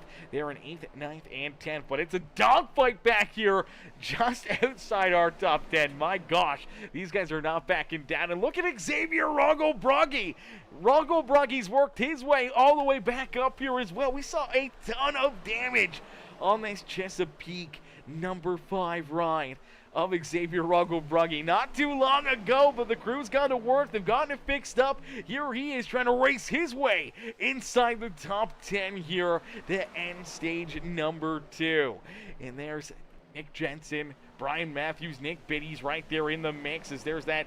Oh, the 32 of Biddy gets up into the outside fence. Oh, no. Oh, that Nora Mills ride, unfortunately, making some pretty solid contact there with that corner 4 fence, and we're going to continue to see that all night long as you see Michael Ponder Jr. back there now, the 34 of Aiden Lucas. There's that 37 ride as well of Evan Stewart, unfortunately, back here a little farther in that Fish Speed 37 ride. And then you do see, obviously, Mark Wynn Brewer doing a great job here. That bang ride got tied up in that first caution flag of the day. He's rolling in position number 20 on the Speedway. And right now, you know, after what looked to be a tough start to the afternoon, I mean, still running top 20, feeling pretty A-okay out there on the Speedway. Mike Corvo, Caleb Holloman, Zach Clater, who started at the rear of the field, rolls there in 2030. He's been able to keep his car clean and out of trouble all evening long. Just kind of rolling back there a little deeper in the pack, keeping himself out of the action, out of the carnage. Ethan Greek rolls there in 25th. Austin Guerrero back in 26th. Jack Bulte, who's got that damage to the rear end and obviously has ran into his own issues here this afternoon in that 67 ride back in 27th. Jason Bogart there in 28th with Chess Hamby. I believe Hamby is the first driver 1 lap down, as now we do see the 67 back down doing some landscaping here across the front straightaway. Hang on to it, Beauty. Hang on to it, baby. As he's rolling down through the infield here. Looks like he's just going to get loose out of car number 4. Yeah, rear end steps out on him. Fortunately, that rear end damage, that diffuser there, obviously maybe scraping the ground here and, you know, affected in the handling, obviously, of this 67 ride. He loses it, goes for a little landscaping job there through the infield, comes back out onto the racetrack, goes around again. He's down on the apron, though, so no caution flag, and he's able to get it down pit side and off the racetrack in time there before our race leaders meet up to him. So no yellow flag. We keep it clean and green, and we keep it going. Unfortunately, though, for that 67 ride, he's now down pit road, going to go multiple laps down out there on the racetrack. For Kobe Wells, though, he's out in front, continue to lead the way here as Landon Burbage jumps up into position number 2. Wyatt Mickelson back there in 3rd. Terrence Murphy has caught these top 4, though, or top 3, and he is looking to try to battle here with them to try to pick up some more good stage points here on the day. As you take a look, Kobe Wells way up the racetrack there, rolling that outside lane that opens up the door here for Landon Burbage to take a good run down to his inside. Burbage looking for the race lead down and into corner number 1 out there on the racetrack. His Las Vegas Motor Speedway, man, has been a absolute movie so far here this evening as Mrs. Rogelbrucky in the chat as well says, come on, Xavier, cheering on Zay here this evening. Mrs. Holler as well says, go Ryan, move it up. She says, move it up, Holler. Well, we take a look back at Ryan Holler. He has moved it up, and all of a sudden we see that Kroger Continental number 60 ride up inside the top 5 out there on the Speedway. What a run going there for not only Ryan Holler, but his teammate Wyatt Mickelson, both up inside the top 5 here as we inch closer and closer to the end of stage number 2 here this evening. Our second stage about to come to a close, and for all these drivers, you know, they know there's some good points on the line here. Obviously, the stage will end at the completion of lap number 95 here this evening. So we got to complete lap 95 here for the end of the stage. And for these drivers, they're going to be on their A game. They're going to be looking to try to make these moves. And for Landon Burbage, he wants it. He wants this stage dub. But Terrence Murphy right there behind him, man. You start racing and beating and banging, battling there with Colby Wells. You know that Murphy's going to be right there. Same with that 51 ride of Mickelson in a quick hurry to try to jump up and steal potentially that stage win away from you out there on the racetrack. But we'll keep a close eye on it, see if they get tight together, see if there's any moves that start to fire. As take a look back at Holler, still there in 5th. Austin Thompson trying to reel him into that Black Honey number 23 ride. Willie Smith up and into 7th as Trent Johns back in 8th. Applegate and the 11 of Jaden Browder rounding out our top 10. Zay back there in the 11th position, just outside the top 10. If you want some stage points, he's going to have to try to jump up here, gain a couple more spots here late in this run, and he may get it, as here we go. Colby Wells, we talked about how he was down pit road on lap 39. Everyone else had made pit stops back on lap number 53. Oh, no! Heartbreaker here for Colby Wells, man. If you're a Fish Speed fan in the stands, unfortunately for Wells, he's down pit road. Looks like he needed that fuel, and he has to come down pit side. Jace LaForte, you can't delete that message. I saw it before you deleted it, brother. He said, 5 more to go, 5 more to go, Wells. Keep it going. He was cheering him on. Unfortunately, the worst timing for it, Jace. Oh, gosh. The worst timing for it is, unfortunately, he's down pit side and needed that fuel. Unfortunately, pitting and not coming down pit side with everyone else back on lap 53. Just virtually cost him here potentially that heat race win. But for Wyatt Mickelson, he's able to work his way not only around Landon Burbage, but Terrence Murphy as well. And Mickelson now out in front, leading the way down across the line. Only 3 laps left to go for him to try to pick up stage win number 2 here this evening. Landon Burbage there in second. Terrence Murphy in position number 3 with Ryan Holler back there in 4th. Austin Thompson now in 5th on the speedway. But Mickelson out in front has this tracker boats and number 51 ride hooked up here this evening as he rounds corner number 4 back down through the tri-oval and across the start finish line for Wyatt Mickelson. 2 laps left here in our first stage of the day. As Jay says, shaking my head. He says, shaking my head. Brother, that is the, I would call that almost the announcer's curse right there, unfortunately. I think I read that, and I looked and I saw that he was coming down pit road, so it's like almost when I think about it even, it happens, and unfortunately, it happens all the time, brother, and unfortunately, we get a lot of comments like that where someone cheers somebody on, and all of a sudden, the next lap or the next corner, they're tied up in an incident out there on the racetrack or having to come down pit road for an issue. Unfortunately, it happens dang near every single day. As Mickelson, though, out in front, continuing to lead the way here in this one. As he's looking for the stage win, this is the final lap of stage number 2. Terrence Murphy able to work his way up into the second, getting around Landon Burbage. Ryan Holler trying to hang on here to position number 4. As he was tracking them down, he was reeling them in a quick hurry. Looks like Holler may have a pretty good car here for late in this race, but it's Mickelson who picks up the stage win. Wyatt Mickelson, stage winner number 2 here this afternoon, as Terrence Murphy back there in second, Landon Burbage in third. Ryan Holler comes home in 4th in that stage with Austin Thompson, our top 5. Willie Smith will come home in 6th with Trent Johns there in 7th. Grant Applegate back in 8th, Jaden Browder in 9th, and Xavier Rungle-Brugge will round out our top 10, all earning some stage points here in our second stage of the day, as we'll get them all stacked up, racked up, and ready to head down pit road and ready to rumble here for our final stage of the evening. As Jace LaForte says, I'm afraid I'm that Fish Speed T1 racing fan in the stands. Oh no, oh no. Hey, you know what? Somebody's got to be that one guy, okay? Somebody's got to be that one guy in the grandstands that's got the hat on, he's got the t-shirt and the button-up jacket as well, you know? You get the foam finger going, you know? I can see it. I can see it. Hey, somebody's got to be that guy. Somebody's got to be that super fan in the stands cheering on your favorite drivers, man. If it's not you, then who's it going to be, Jace? That's the big thing. Who's it going to be? So it's got to be you. Now you just got to start a fan club. Get more people in here. More fans in the stands to cheer on the Fish Speed D1 racing guys out there on the racetrack, especially when you're out there as well in racing, battling here, man. You won't be up in the chat, so you need to find someone to fill your seat when you're out there on the racetrack. And knock down pit side and in the hauler here this afternoon is Mickelson going to lead us back down pit side. Terrence Murphy, Landon Burbage.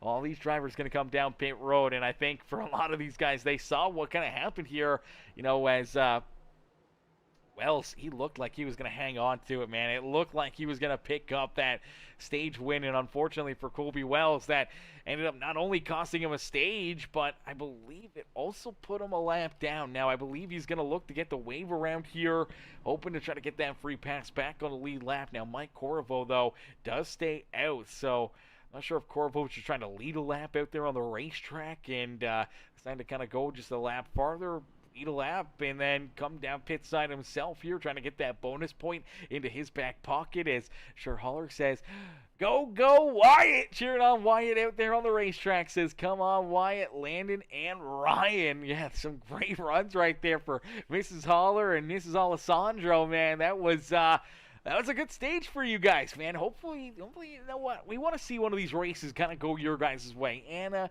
and sure, they've been in the chat, you know, all these races for a long time, man, cheering on Wyatt Mickelson and obviously Ryan Haller and Landon Burbage. I would like to see a race go their way here one of these nights and try to maybe even see all three of them, see Haller, Mickelson, and Burbage inside the top three, and whichever order you guys would like. I think that'd be really cool. That'd be a great night to see that happen. I know there's a lot of other drivers that want up there and want a piece of that pie, but one of these nights, man, that'd be really cool to see. And this could be the one, man. Haller's looking good. Mickelson's looking really fast. Burbage has been right up there, as you do see Mike Corvo make his way down pit side. I believe he was just trying to lead a lap right there, and that will allow Colby Wells and the rest of these guys to get their wave around and get back onto the lead lap here this evening. So that could be a great break for them as, man, Mickelson.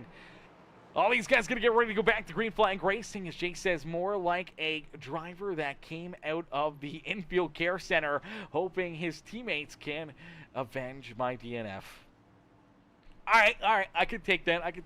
I mean, you got to go to the hauler after the infield care center, you know, and I'm glad that you're out of there. I'm glad you're safe and that you didn't get hurt out there, man. That was a heck of a wreck, a heck of a hit right there. Hopefully everyone that was involved is A-okay, and we'll wait to see and hear from the other guys coming out of the infield care center here later on tonight. But for right now, we'll get ready to go back to green flag racing as Wyatt Mickelson going to get ready for this restart. It's nice and easy. Down and out of corner number 4. The pace truck will make that hard left-hand turn back down pit side. And Wyatt Mickelson, he's going to be happy looking in his rearview mirror, sees his teammate Ryan Haller right there with him. And they're going to be feeling A-okay here at the front of the field. But here we go. Wyatt Mickelson, his paint truck pull off and down through that Echo Park restart zone. What's he got in store? What's the game plan here for the 51? There it is. Gets a great launch over Landon Burbage here. Great launch, clears Landon in a quick curry, takes a couple car length lead back down into corner number 1, and he is looking to run away with it here.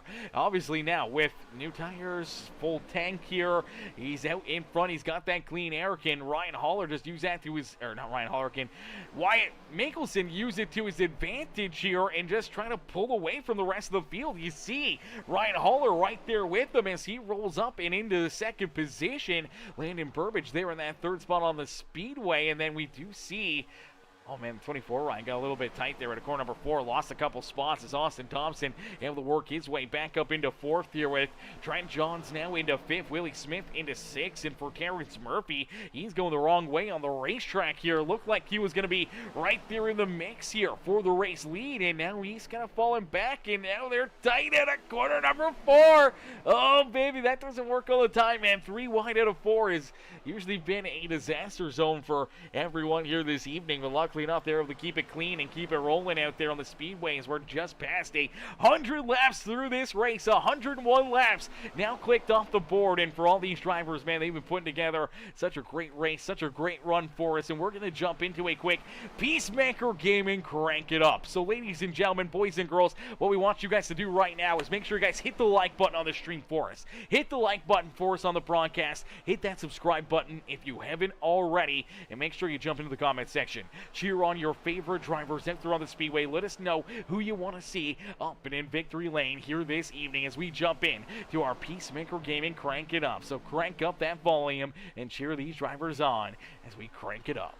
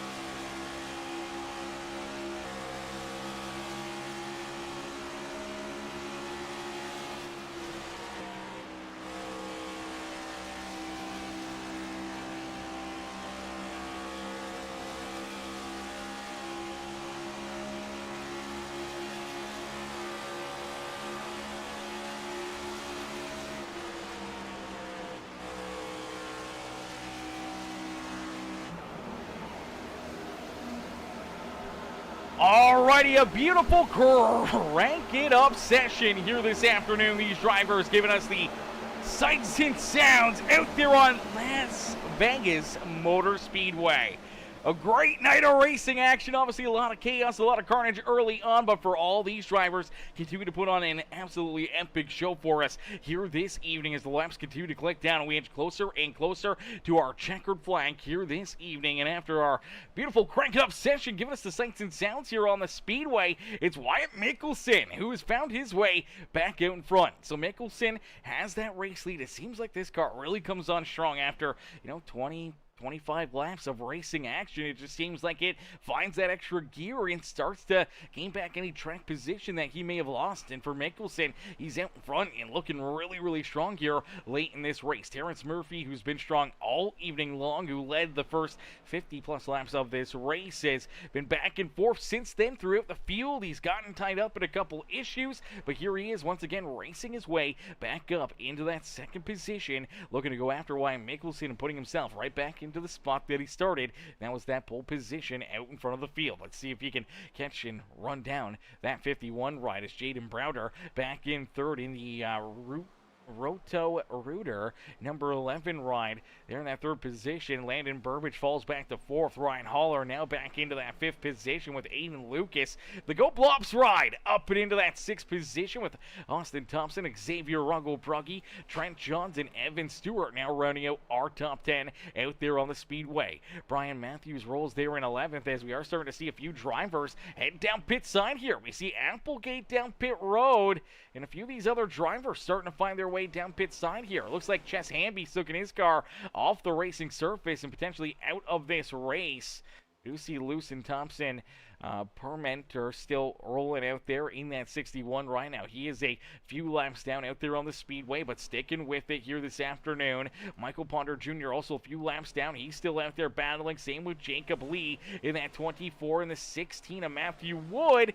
I do believe Matthew's taking his car off the racetrack and out of this race. Ethan Greek also done and out. Jake Beauty out as well.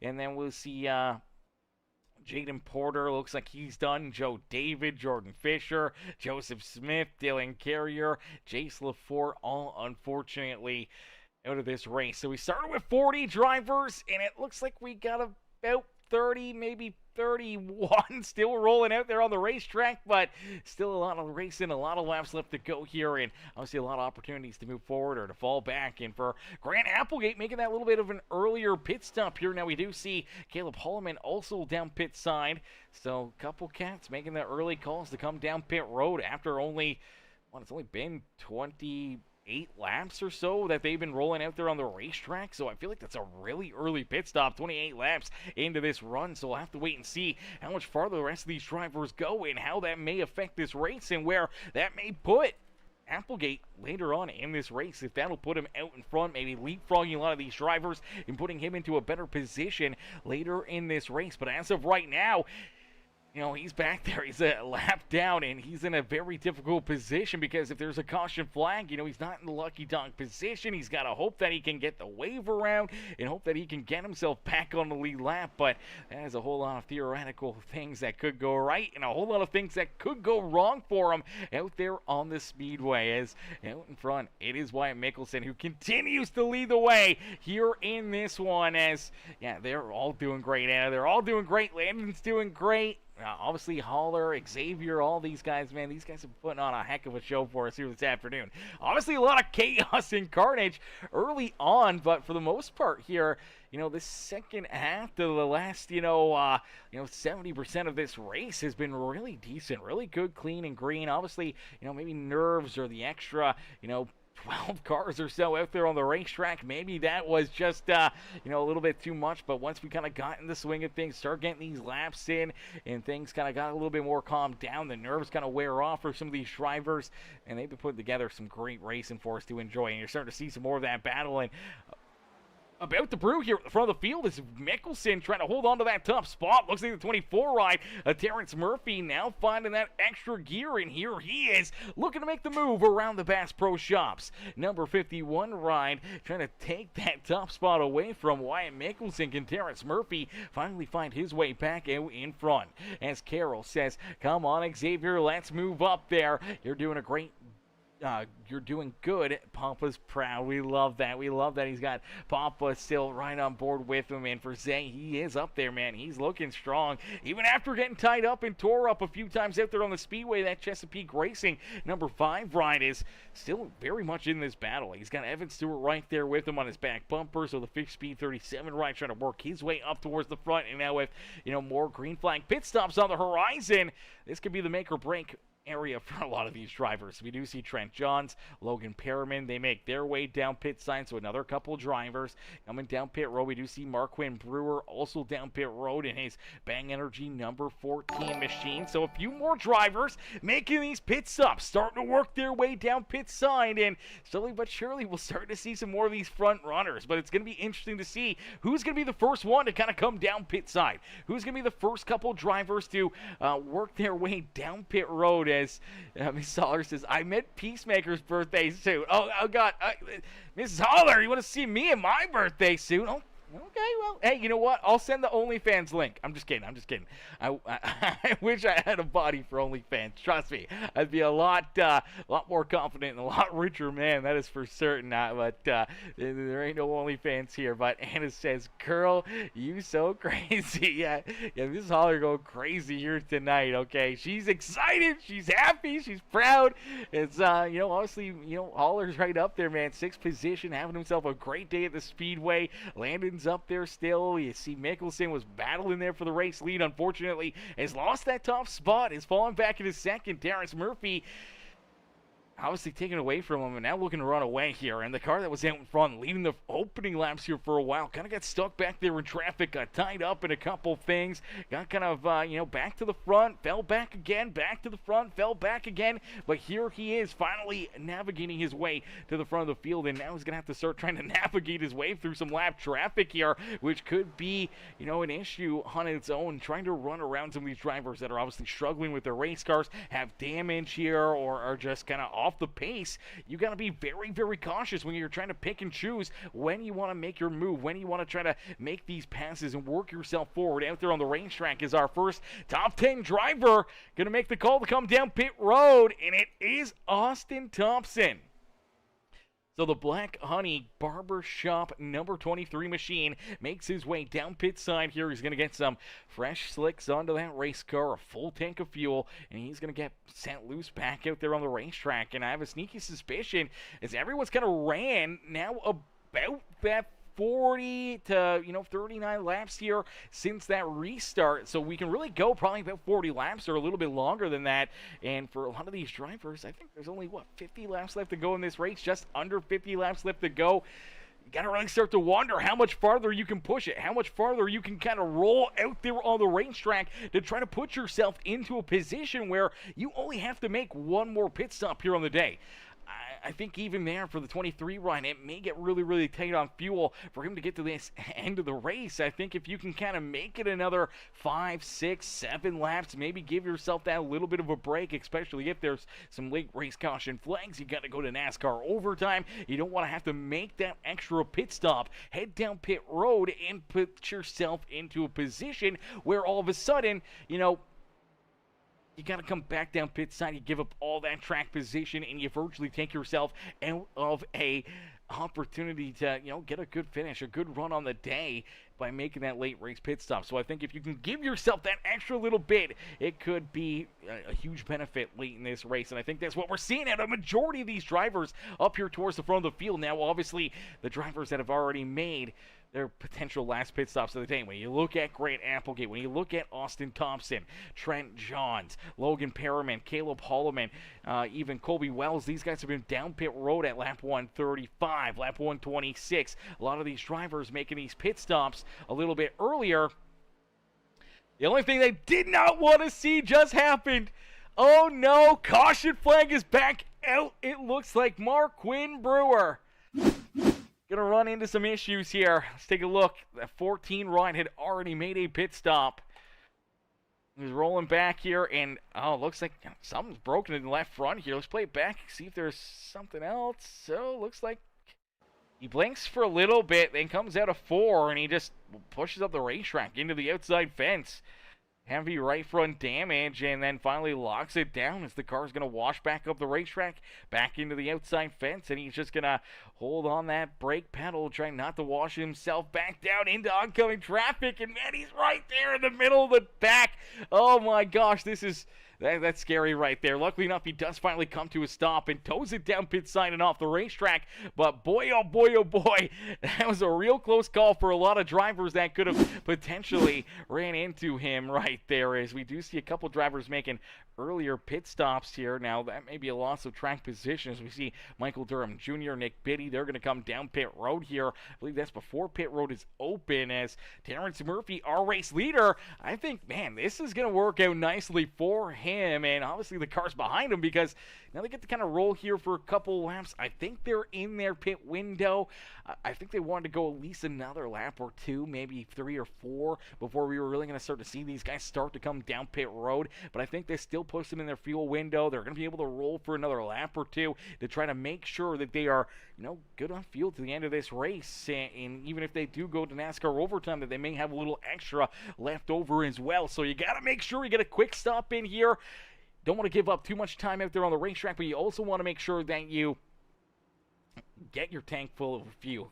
You do not want to be too quick down pit side, where you don't get that tank filled to the brim and you run out a couple laps shy on fuel. So you got to really make sure that the crew does their thing. They get that car filled up, and you get the opportunity to, kind of just roll out there with ease. And now for all these other drivers, man, that were on that different tire strategy, for Nick Biddy, I don't know who's going to get this lucky dog right here. I think it's the 57 at Applegate. Applegate was the first one to make this call to go down pit road, and I think he's going to get the lucky dog, and now he's going to come down pit side here. Looks like he may look to try to get, maybe if he's got an extra set of tires, a pit stop in here, obviously get fuel, make sure he's good to go to the end. But for Austin Thompson, Trent Johns, Logan Perriman, Caleb Holloman, the 17 of Jason Bogart. Some of these guys that had already made that additional pit stop here, unfortunately, have went a lap down. Now, they're in line. They're in a position where they can probably work themselves.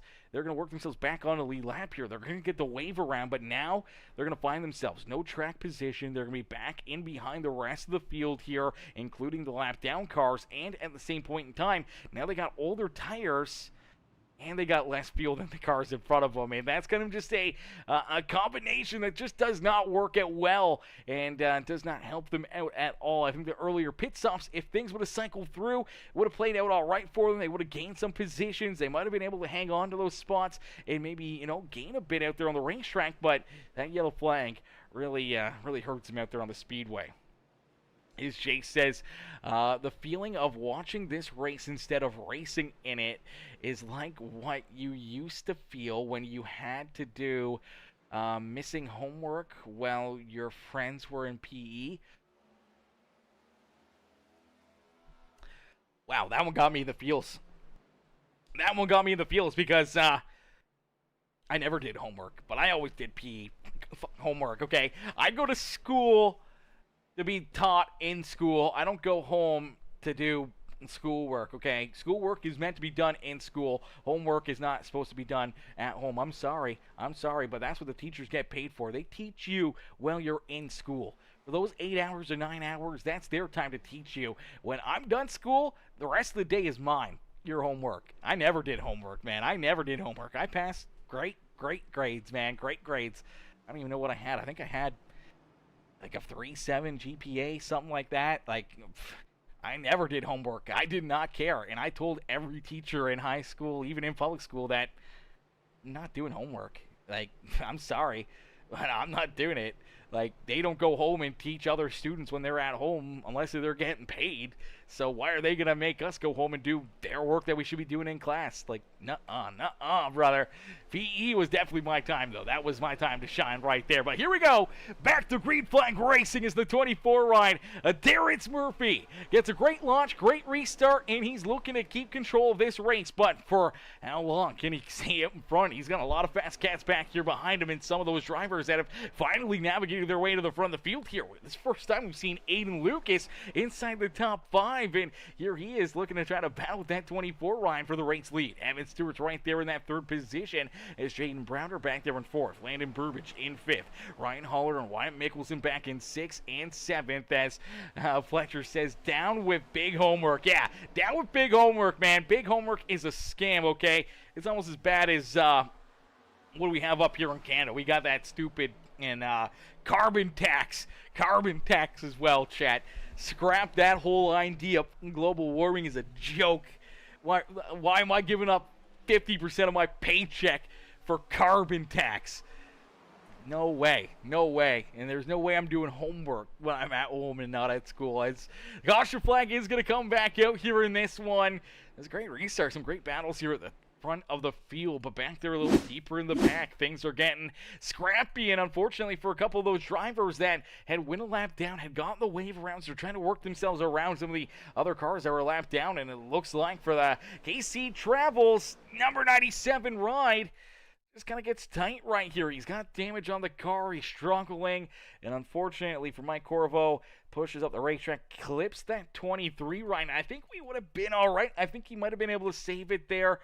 And then the 8 right of Trent Johns is going to give him a shot. That's going to show him a little farther into the 23, which just helps that 23 ride start to go around. And then obviously here comes Logan Perriman. He's got nowhere to go as the 23 still sideways, cutting back down the racetrack, takes him with him down into the infield here. 23 ride goes around. The 99 ride finally loses it as he was through that grass, had the dirty tires, finally goes around himself. Hard contact into that outside fence. Let's take a look there at the 23 ride of Austin Thompson, because Thompson gets some pretty good damage here out of this one, man. He got bounced around, and I think he ends up making pretty solid contact there with that outside fence, but it's just making that move to the outside, and obviously that damaged car just, struggling there, and unfortunately they make contact, and that's how things get started, and that starts the party here once again, and yeah, unfortunately, innocent bystander 99 right, Logan Perriman ends up with some pretty solid damage there himself, and for that Black Honey Barbershop, Toyota ends up with some heavy front-end damage there as well. But another caution flag. Another restart on the horizon here for all these drivers, and we see quite a few of them coming down pit road, whether it's for getting that extra bit of fuel topped up or just trying to make sure that they make any final changes to their race car as we're getting down to the nitty-gritty in the final few moments of this feature event. So for all these drivers, man, this is the pay window. It is open. This is your time to shine. You want to put yourself up into the winner's circle. You want to get a interview and join us here on the podium, man. You got to find that groove. You got to find that lane. Maybe show them something that they haven't seen yet here this afternoon, and put yourself into a position late in this race to strike and maybe steal a top 3 run here this evening. But for all these drivers, I think still in the back of their mind, man, they're realizing that this field has gotten a whole lot smaller out there on the racetrack, even with the cars that are currently now down pit road getting repairs or getting some fuel here late in this race. You do see Bogart down there and Logan Perriman. There's Nick Pitty, Austin Guerrero, who just got the wave around the Lucky Dog back on a lead lap. We see Austin Thompson now down pit side getting heavy damage repaired to his race car. Kobe Wells rolling back in on the racetrack. Mike Corvo, Keegan Huey. Looks like Huey's still down pit sign here as well. Lucen Thompson, Parmenter in that Chesapeake 31 ride. He rolls back in 27th. And I do believe Marquin Brewer is down and out of this race. The 10 ride is still rolling. Chess Hamby still very much in this battle. Jacob Lee still rolling out there as well on the racetrack. But I do believe that Brewer is done. So I think we're down to only 29 drivers still on the speedway here. 29 drivers still rolling.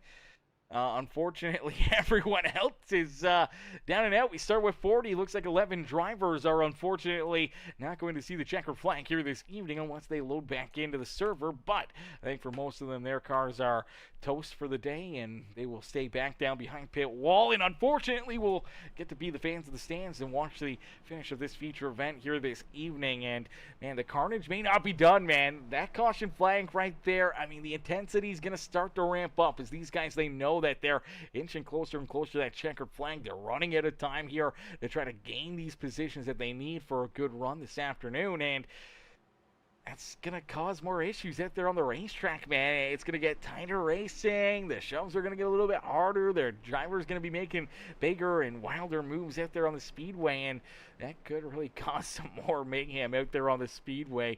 I don't know how much more we can handle, but definitely going to be pretty crazy here in this one as Carol says, what is the matter with the YouTube channel on the TV? I can watch it on my iPad, but I can't watch it on TV. It keeps going back and forth on repeat. Okay, Carol, okay, see, Anna had this problem earlier as well. As look out, we are going back to green flag racing.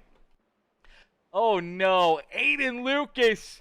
You hate to see it. The Beyond Detailing number 34 Ryan runs into an issue. Few more drivers get tied up in it. This one, I don't know if he gets help here. I think he just spins the tires and loops his car around. So for Aiden Lucas, looking for a big restart, big launch right here. Jumps back onto the throttle, spins the tires, loses the handle, up into the outside fence, and then everyone else trying to get through here. And unfortunately, oh man, our boy Zach Clater, what could be his final race here in a league here in iRacing, at least for the next little while, as he's about to join the service and part of the military. And unfortunately here he gets tied up in it. Virgil Perriman's tied up in it. Michael Durham Jr. gets a piece of it as well.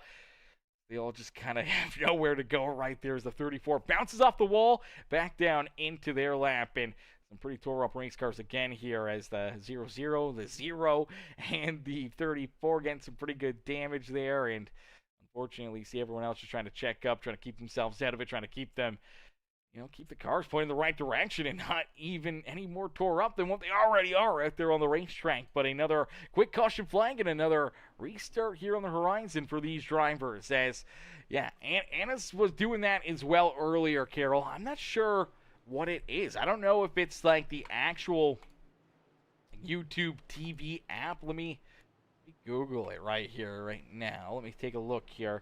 YouTube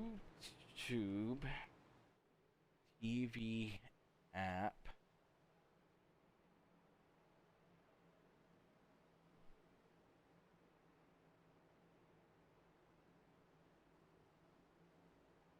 So I am seeing a decent amount of reports of issues on it. Video streaming app, server connection.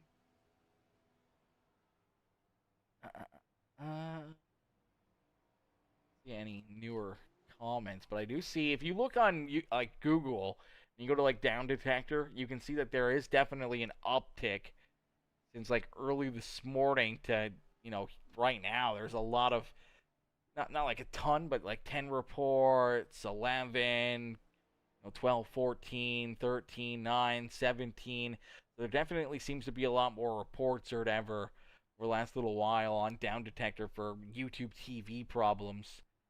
I don't know what those all are for, but I'm assuming that there's definitely some issues here. I'll try to figure this out for you guys because honestly, I've never even tried to watch YouTube on a TV, and I can't imagine it'd be anything different than watching on your cell phone. But if it's a different app, then they could have some issues.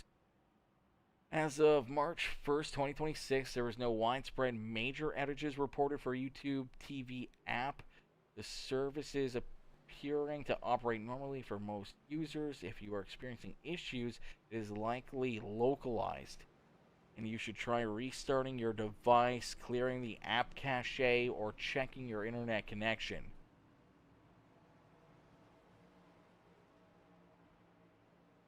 Power cycle TV. Unplug your smart TV from the wall for at least 1 minute to clear temporary bugs. Okay, that's an opportunity for something. Verify location. Confirm your device is within the U.S. and that your VPN is turned off.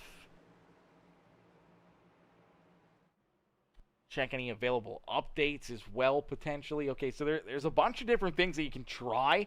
There's nothing on my end that I can do. I can't fix it, but on YouTube's end, there's probably something, as it's only your channel.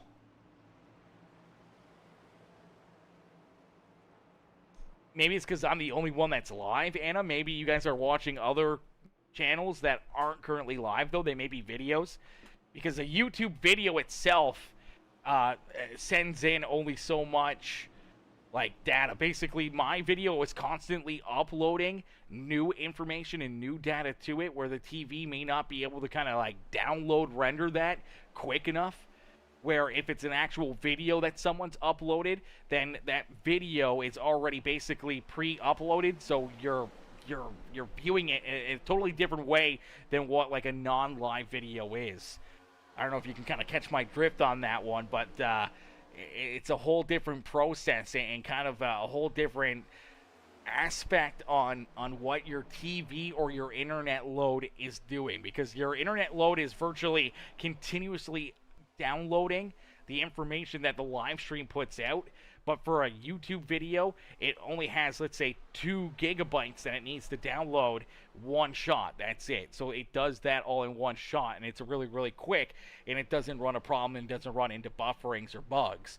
Where a live stream, it's a lot more on demand and a lot more strenuous on, like, internet connection stuff, and obviously with the TVs can be a lot difficult as well. I don't know if how quick it like renders it, how quickly it kind of downloads it. I'm assuming that could be an issue, as we did go back to green flag racing, but just as quickly as we went back to green flag racing, it comes back out here as well. As Jay says, Anna, if it only works on your phone, is there a way that you can screenplay and mirror your screen from your phone to your TV? Yeah, that's probably what I would try to do, was just try to screen share it to your TV through that. That's probably the smartest way to do it. But let's take a look here, as we do see a few more drivers getting tied up. Another caution flag is going to be displayed, and it looks like Jacob Lee, Trent Johns, a couple of these guys getting tied up in this one, as again, kind of just off these restarts, and things get a little bit crazy here, and they're a little 3 wide here just in front of them. Cars are checking up here.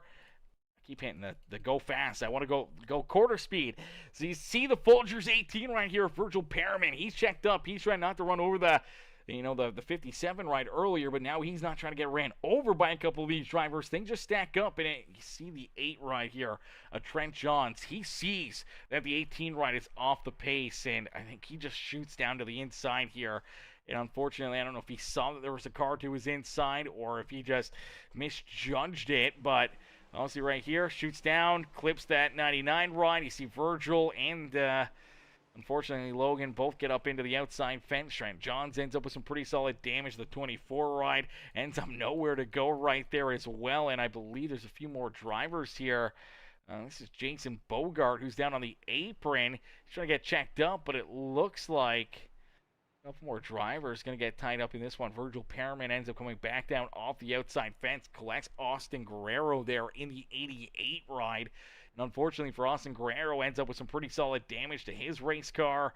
We saw obviously Trent Johns with damage.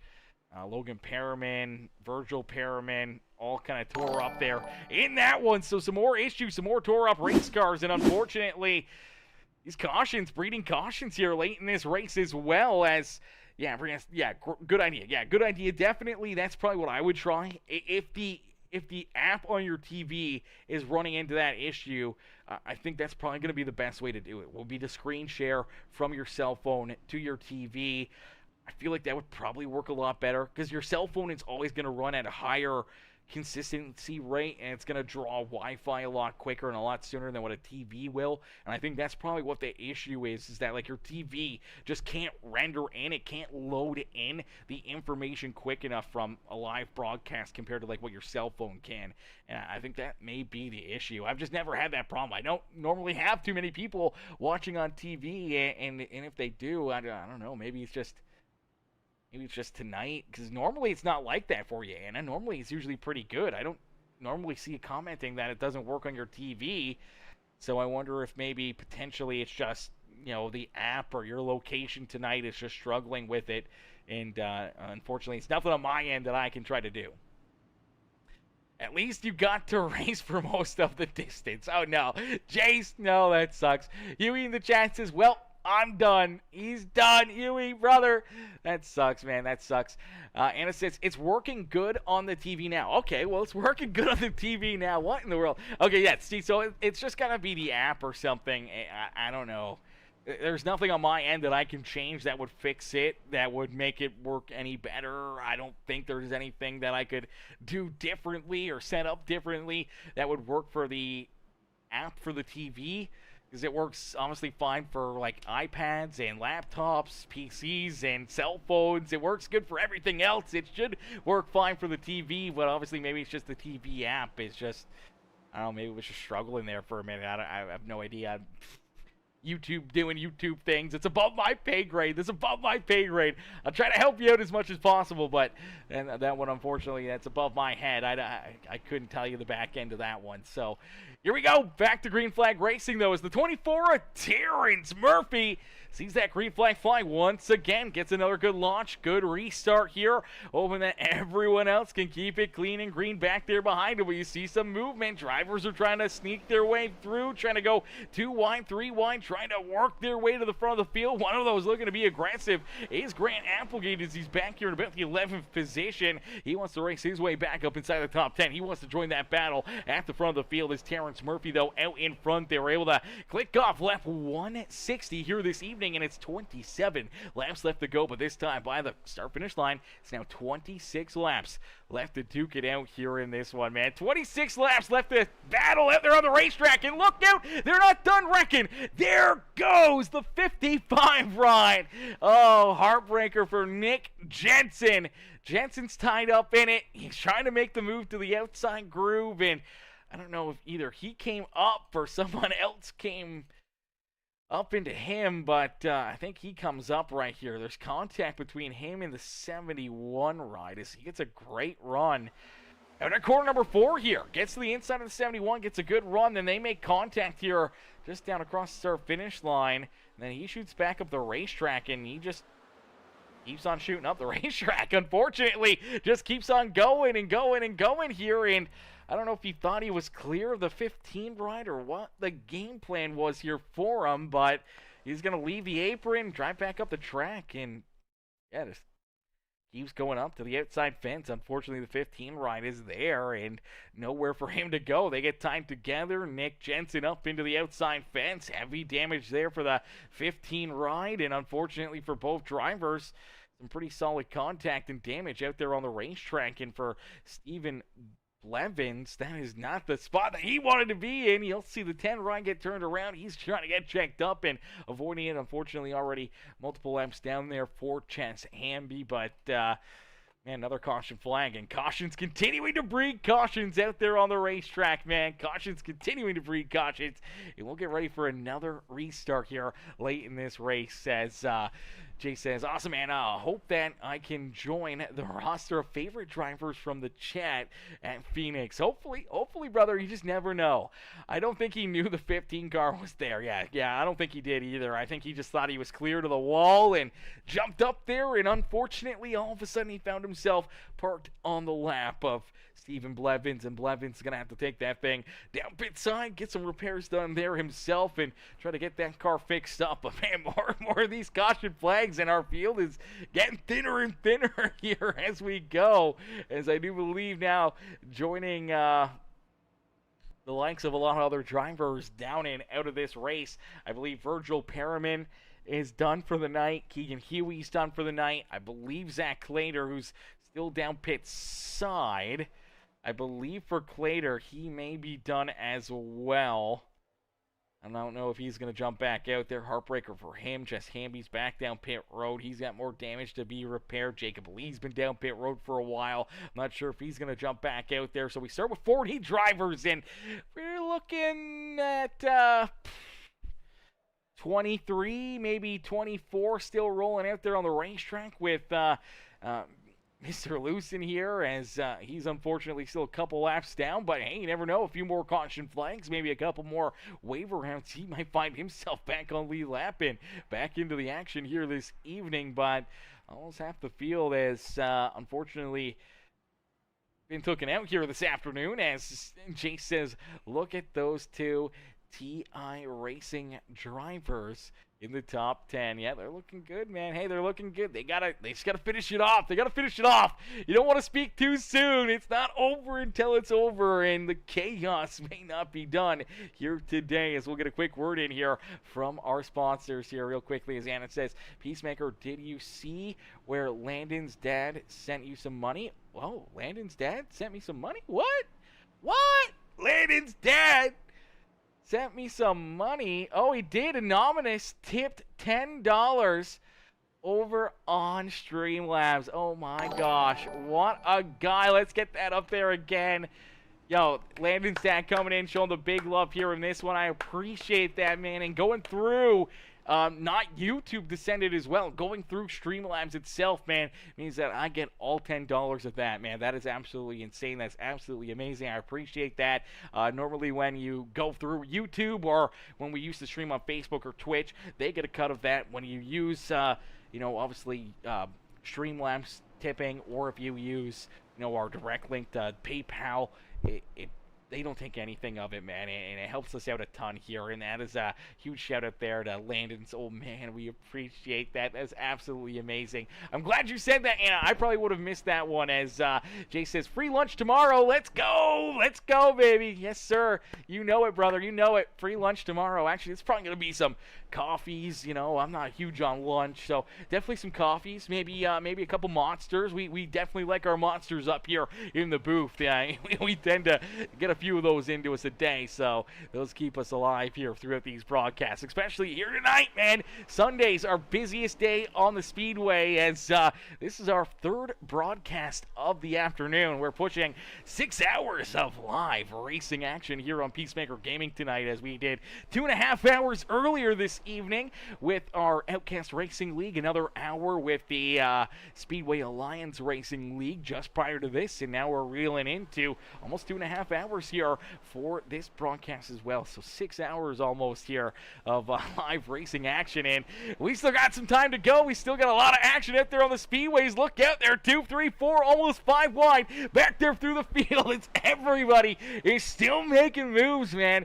They're saying, you know what? Hey, even if we get wrecked out, even if we run into some tough breaks here late in this race, worst we can finish now is probably still inside the top 25, which still may be a decent finish for them. So it is everyone's race to lose now. So they're going to give it everything they can out there on the speedway, trying to put themselves up and into potentially victory lane here this evening, as Wyatt Mickelson having himself a great day. They are in fourth. Landon Burbage right in front of him, trying to race his way up and into the battle here in this one. Is Glader in the chat says, wish I could have gone back out there and at least finished the race, but iRacing said she was done. Oh, no. Glader, brother, that's a tough way to go out, man. That is a tough way to go out, but, man, always amazing. Always happy to see you out there, man. Hopefully nothing but, a safe and healthy and happy, time there in the military. And when you do get some opportunities to come back here and hang out, man, hopefully we can get you into the, into the booth for a little interviews and give us some updates on what's going on and what's happening out there in the world for you, and how they're treating you. And then obviously, getting the opportunities to hop into some of these broadcasts and watch some of these racing. Maybe show some of your military buddies, man. Get them in on the iRacing action and into the fun here on Peacemaker Gaming as well. As we did see Evan Stewart run into some problems here as well.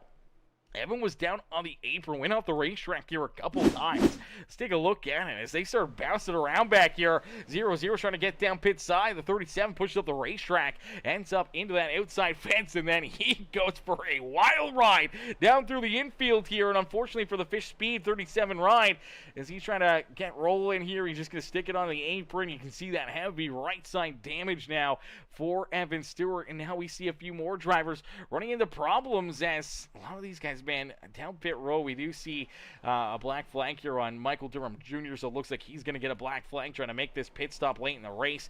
Lewis Thompson Parmenter also getting a black flag. He'll have to head down pit road here and make another stop out there on the speedway. Unfortunately, a lot of these drivers just absolutely getting tore up out there on the racetrack, man. This has been absolutely crazy, man. This has been just a non-stop back and forth and beating and banging out there on the racetrack, as Jay says 5 laps was all she wrote. Yeah, unfortunately for you. Yeah, 5 laps, all she wrote is, Jay says, bro, again, tight off of 4. Stupid thing. Stupid thing. Stupid cars doing stupid things, man. I feel you, brother. As, out front, though, it is Terrence Murphy who continues to hold on to that top spot, continues to lead the way here in this one as we inch closer and closer to that checkered flag. Jaden Browder's worked his way back up into second here. Great run for the day for Jaden Browder. Big back and forth day for him. And Wyatt Mickelson trying to work his way around Landon Burbage for position number 3. Here on the speedway, landed on the outside.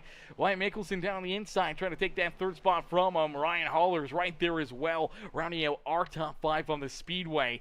Nick Biddy's back in position number 6. Great run going here for Biddy. He's been kind of having a bit of a quiet night. We saw him get up into the fence at least once out there. But, man, still looking very, very strong out there on the speedway. Brian Matthews right there with him. Applegate's up into 8th. Austin Thompson's back into 9th. And take a look who's in 10th. It's the Fish Speed 45 ride. Never give up. Never what? Never give up, as Colby Wells up and inside the top 10 here. Man, he was a few laps down and was trapped laps down for quite a while. And somehow or another, he's navigated his way back up here in just inside this fun. Inside the top 10 here late in this race. Absolutely insane. As Jackson Branscombe, what's good, Jackson, says, how you doing, Peace? I'm always doing good, brother. I'm always doing good, Jackson. How are you, mister? How's your night going?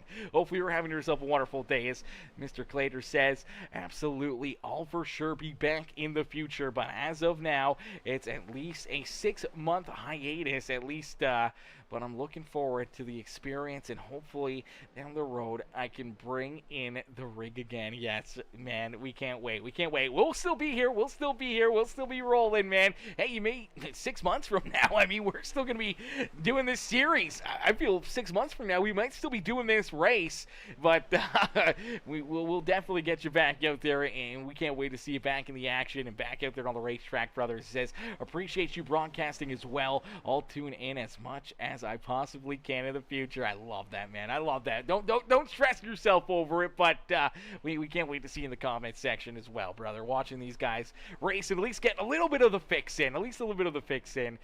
As Jay says, I believe you are looking for the quote, never back down, never what? Never give up. That's what I said, did I not? What did I say? Am I stoned or something? Did I say something different? Never back down, never what? Never give up. I'm pretty sure that's what I said. I'm pretty sure that's what I said. What did I say, Jace? Oh, gosh. Oh, gosh. As Terrence Murphy, though, out in front. Seems less than 10 laps left to go here tonight, man. 9 laps left here in this feature event as we draw in closer and closer to our checkered flag here this evening from Las Vegas Motor Speedway. Somebody's going to cash in. Somebody's going to get the jackpot here this evening. Never give up twice. Okay. Yeah, that probably makes sense. Never give up, never what? Never give up. Yeah, that sounds like something stupid I would say, that's for certain. That's my Rickyism. That's my Canadianism coming out of me right there. Words sometimes don't make sense here in Canada, that is for certain. So, you know, you get that this late at night. You get that this late at night with me up here in the booth, and after 6 hours of broadcasting, for certain, you get the mashup of words every once in a while. But for Terrence Murphy, man, What a race for this 24 car, and sitting out in front, he's got a 1.3 second lead, just clicked off lap 180. We got 7 laps left to go here in this feature event. As Jackson says, just bored. I got a bounty on me in dirt right now, winning 4 races in a row in the UMP mods. Woo! Ooh, well, hey, don't let anyone claim it, baby. Don't let anyone claim it. As Full Send League says, let's go Murphy! Cheering on Murphy out there, man. He's been strong all night long. He had a little bit of a rough go in the middle, but so didn't everybody. And here he is, right at the front of the field, as Bush says, if Murphy wins, make sure to wish him a happy birthday. It's his birthday, Bush! You just told me it's his birthday. We only got 6 laps left to go here in this race. Well, no matter what, we would wish him a happy birthday for Terrence Murphy. But, man, no better way to celebrate your birthday than a big win here at Las Vegas Motor Speedway. As the 24 rounds corner, number 4, back down across the line. You'll see the high five from the flag man. 5 laps left to go here from Sin City. As Terrence Murphy out in front, it's Jaden Browder in tow, but falling back here. Only about 1.4 seconds back. We'll have to wait and see if he can make a late race charge and track him down as Wyatt Mickelson holding on to position number 3. Landon Burbage there in 4th. Then it's Ryan Haller, our top 5, out there on the speedway. Nick Biddy rolls in 6th in the 71. That blaster ride working right down to his inside. Down through 3 and 4 as the tight racing is going to continue. And look out, there's some contact. Oh, baby, looks like Colby Wells tied up in it. He's into the outside fence. Solid damage there for that 45 right. You can see that right front not even turning. He's going to get up into the outside fence again. He's going to have to take this thing down pit side, but this may be a late race caution flag, and that is something that Terrence Murphy does not want to see. He does not want to see a late race yellow, and obviously he also doesn't want to see the 60 or the 5 ride here in front of him right now. That's Xavier Ruggle-Bruggy. Unfortunately for Zay, he had fallen back here. He's rolling in about the 19th position, still on the lead lap right now, but obviously for our race leader, having this car parked right in front of you, man, it's got to be a little bit nerve-wracking. You don't know how much damage or if he's struggling or what the problem may be for that 5 ride. So for Terrence Murphy, he wants to make quick work of him, clear him, get around him here, and try to pull away from him and hope that he can use it as another car between him and Jaden Browder as the laps continue to click down, and we inch closer and closer to the checkered flag here this evening as Colby Wells does make his way into pit road here. So no caution flag for the 45 ride. Heartbreaker there for him, but for Terrence Murphy out in front, man, continuing to put on an absolute show for us here in this one. And for the 24 down and out of corner number 4, back down across the line, he will complete lap 186 here at Las Vegas, and he will see the white flag fly. So the final lap here this evening is the Wheel to Wheel Racing League second race of the season. It's Terrence Murphy out in front with the 1.4 second gap between himself and Jaden Browder and Wyatt Mickelson, our top 3 out on the speedway. But for the final time here this evening, the 24 of Murphy will lead us down into 3 and out of 4. It is Terrence Murphy. Happy birthday, picking up the dub here in Sin City as he gets the win in our second race of the season here at Las Vegas Motor Speedway. Ladies and gentlemen, boys and girls, give it up here to the birthday boy. Terrence Murphy picks up the dub and pulls himself up and into the Las Vegas victory lane, but he's going to get ready to burn down the house here in this one, man. He's going to be pumped up. He's going to be excited, man. What a run. What a race for him. Qualified in that pole position. Ran into some problems after leading the first 50-plus laps of this race. Kind of lost to some track position, got tangled up in a few incidences, fell back throughout the field a few times, was able to battle his way back to the front, fell back again, battled his way back up there, fell back again, and then finally worked his way back out in front. And once he got this race lead again, never looked back and pulls himself up and into victory lane after what was an incredible day of racing action here at the Wheel to Wheel Racing League. And it's Terrence Murphy who gets to celebrate here on the front straightaway. Woo, baby, he's gonna be pumped up for this one, man. Birthday boy getting it done. doesn't get any better than that, man. That is always awesome to see. Always so exciting to watch. Some of these birthday guys jump out there and be able to put themselves into a winning position. And then Jaden Browder coming home in second, and Wyatt Mickelson rounding out our top three, man. That is a hell of a day, hell of a top three, hell of a top five with Landon Burbage back there in fourth. Ryan Haller rounding out our top five. Woo-hoo-hoo, baby! That is a great top five, man. Some great racing here. This is a lot of fun. As Mrs. Holler says, love the Peacemaker. We love Mrs. Holler in the chat. That is for certain. Says, happy birthday, even if you don't. Yeah, absolutely. Happy birthday nonetheless. But we're going to get Terrence up here. We'll be able to wish him a happy birthday here live on air, as Miss Holler says, yay for everyone. So exciting tonight. So exciting. So awesome, man.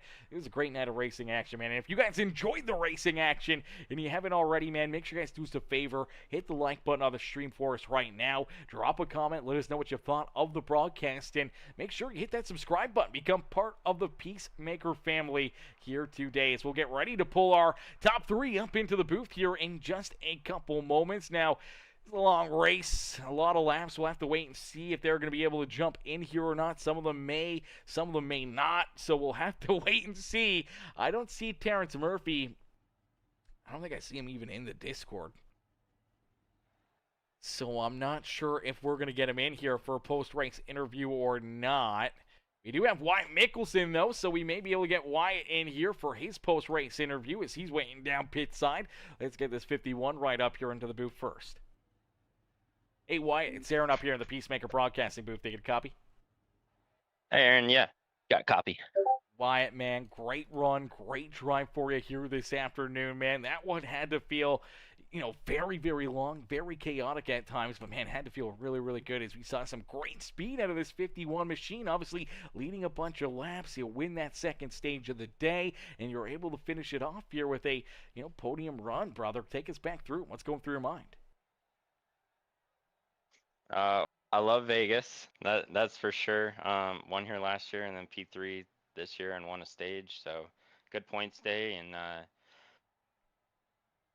yeah, I was not expecting winning that second stage. I totally thought Landon was going to get it, but won the 45 pit and Landon wasn't very quick to react. And I was able to capitalize on that and hold that lead and win that stage. And after that stage, I was just like, all right, let's see how many laps we can lead. And held off for it for almost that whole run for stage two. And yeah, it was really, really good racing, good run. Just kind of holding Landon off towards the end of that. I knew he was right on my bumper, so. Yeah, absolutely. Obviously, we saw Terrence Murphy get back around you. I mean, he was strong all night long, and Jaden Browder found a ton of speed. He was hooked up there on that outside lane. He was able to steal that second spot away from you, but you're able to stop the bleeding there, hang on to that third position, and come home with a very solid top three performance here tonight in this one. Wyatt, man, who would you like to thank after 187 laps of amazing racing action here tonight? Yeah, I'd like to thank all the guys that put on Wheel to Wheel. Gerald, thank you for putting on the great broadcast. Can't wait to go back and watch this one. Thanks to Fueled Up Motorsports with Ryan and Fish Breaks and Landon for helping me out. And yeah, just thanks for everyone and my fiance for allowing me to race every Sunday. Absolutely, brother. Well, Wyatt, great run, great drive, heck of a performance, obviously, in our second race of the season. Hopefully, many, many more trips for you up here into the broadcast booth, and I'm sure one of these nights right back up here in victory lane, man. Enjoy the rest of your Sunday night. We can't wait to see you guys back in action again next Sunday. Hell yeah. Thanks, Aaron. Appreciate it. Absolutely, man. Enjoy the night.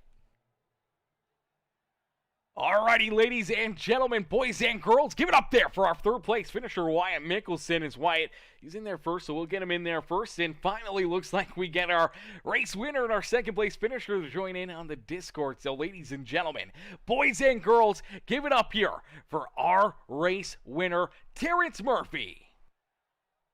Hey, Terrence, it's Aaron up here in the Peacemaker Broadcasting booth. They get a copy? Hey, how we doing?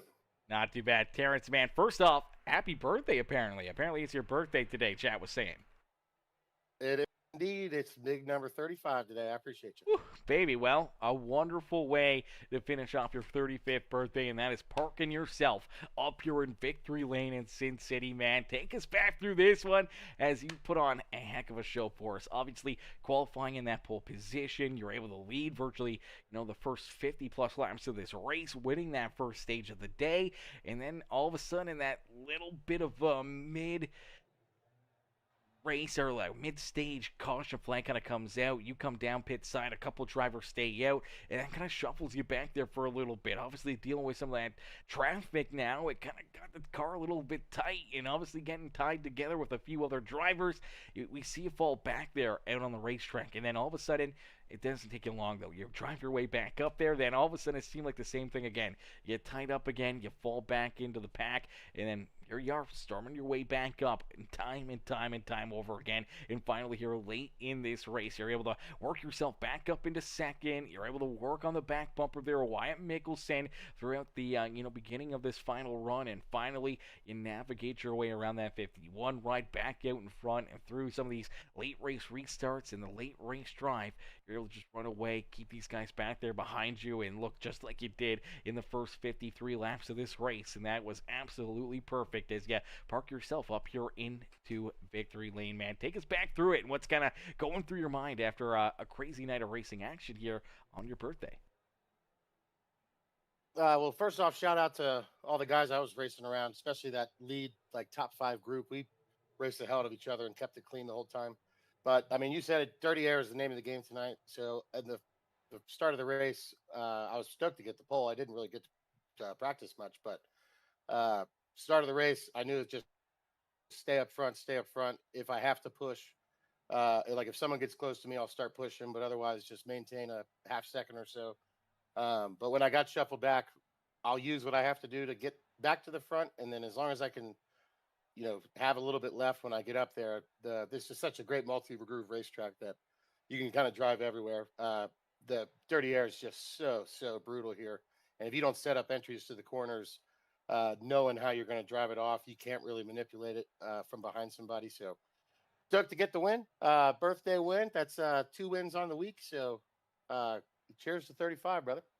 Yeah, cheers to 35. Cheers to a heck of a race here this afternoon, Terrence.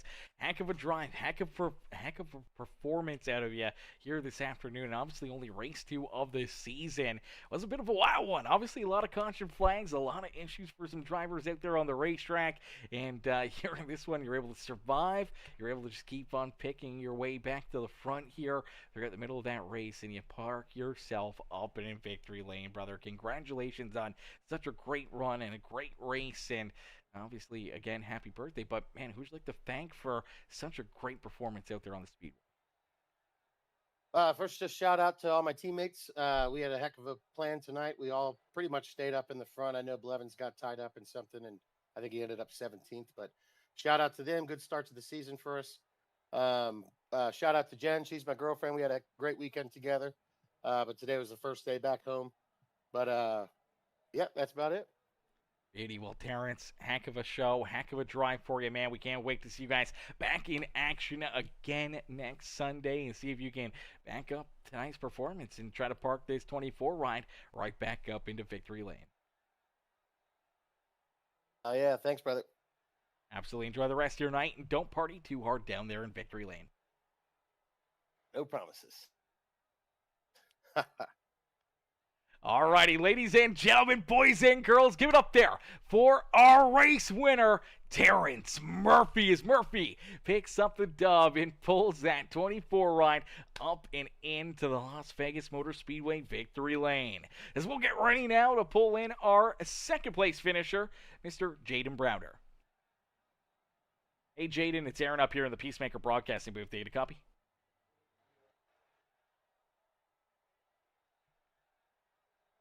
Yeah, dude, what's up?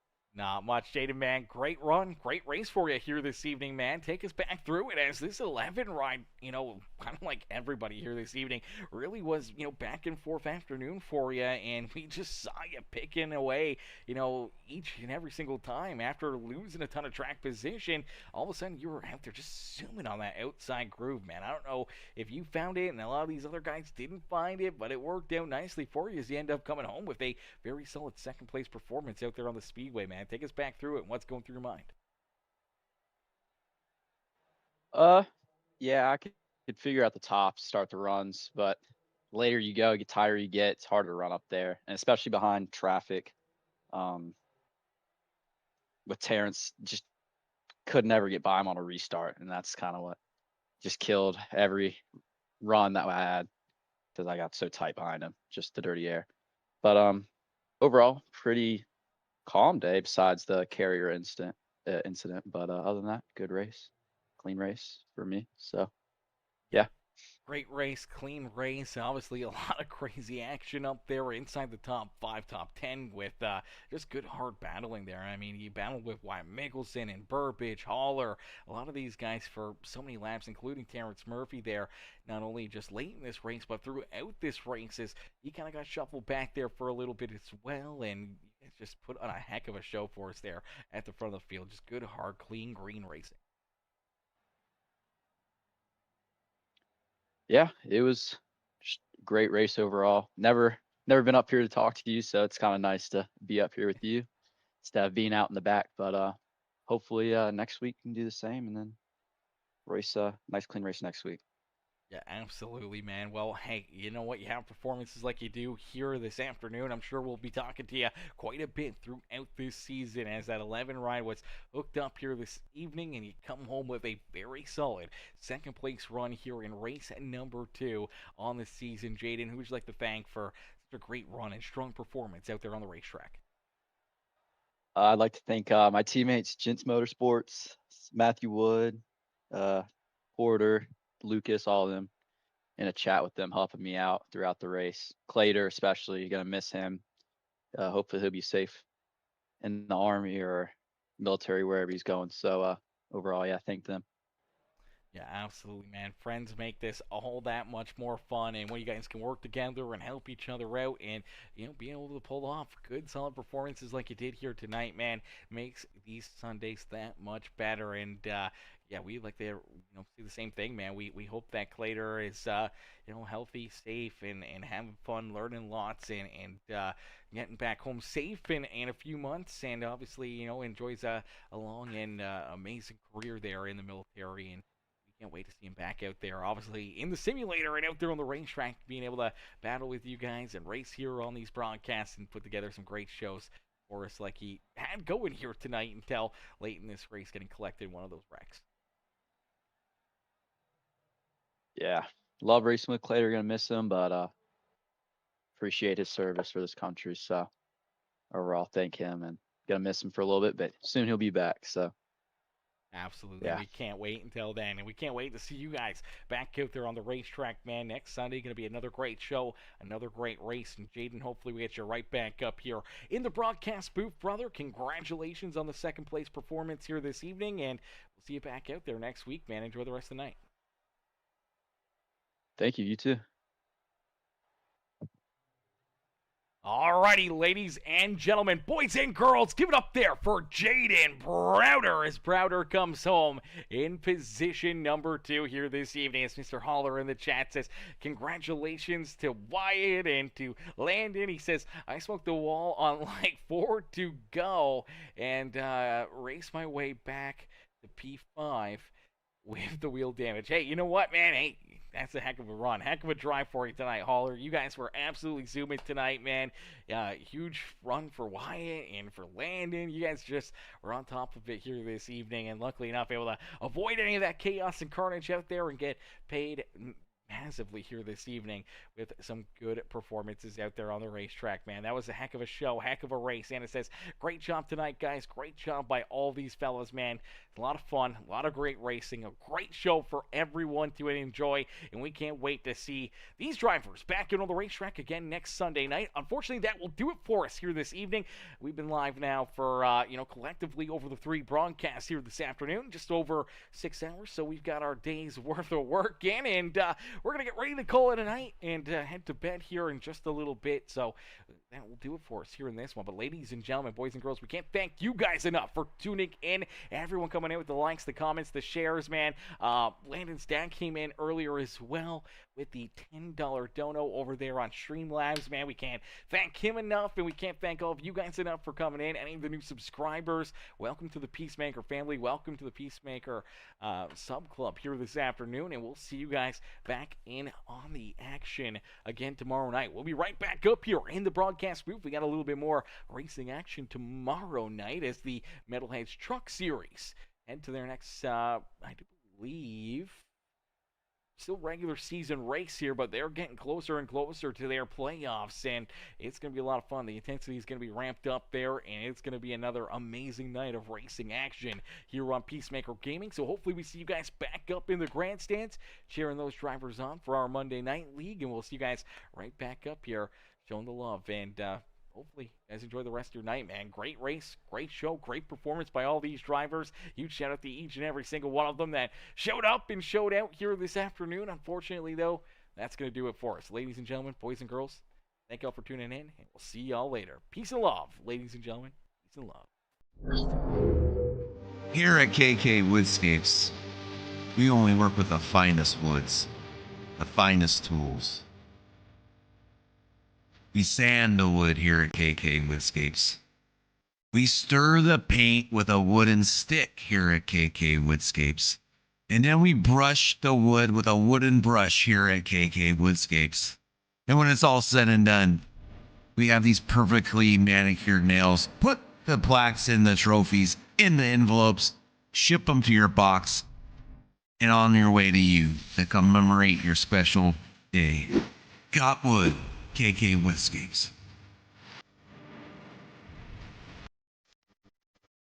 Here at KK Woodscapes, we only work with the finest woods, the finest tools. We sand the wood here at KK Woodscapes. We stir the paint with a wooden stick here at KK Woodscapes. And then we brush the wood with a wooden brush here at KK Woodscapes.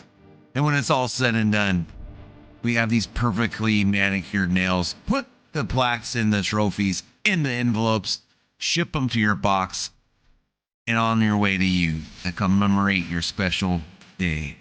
Got wood. KK Woodscapes.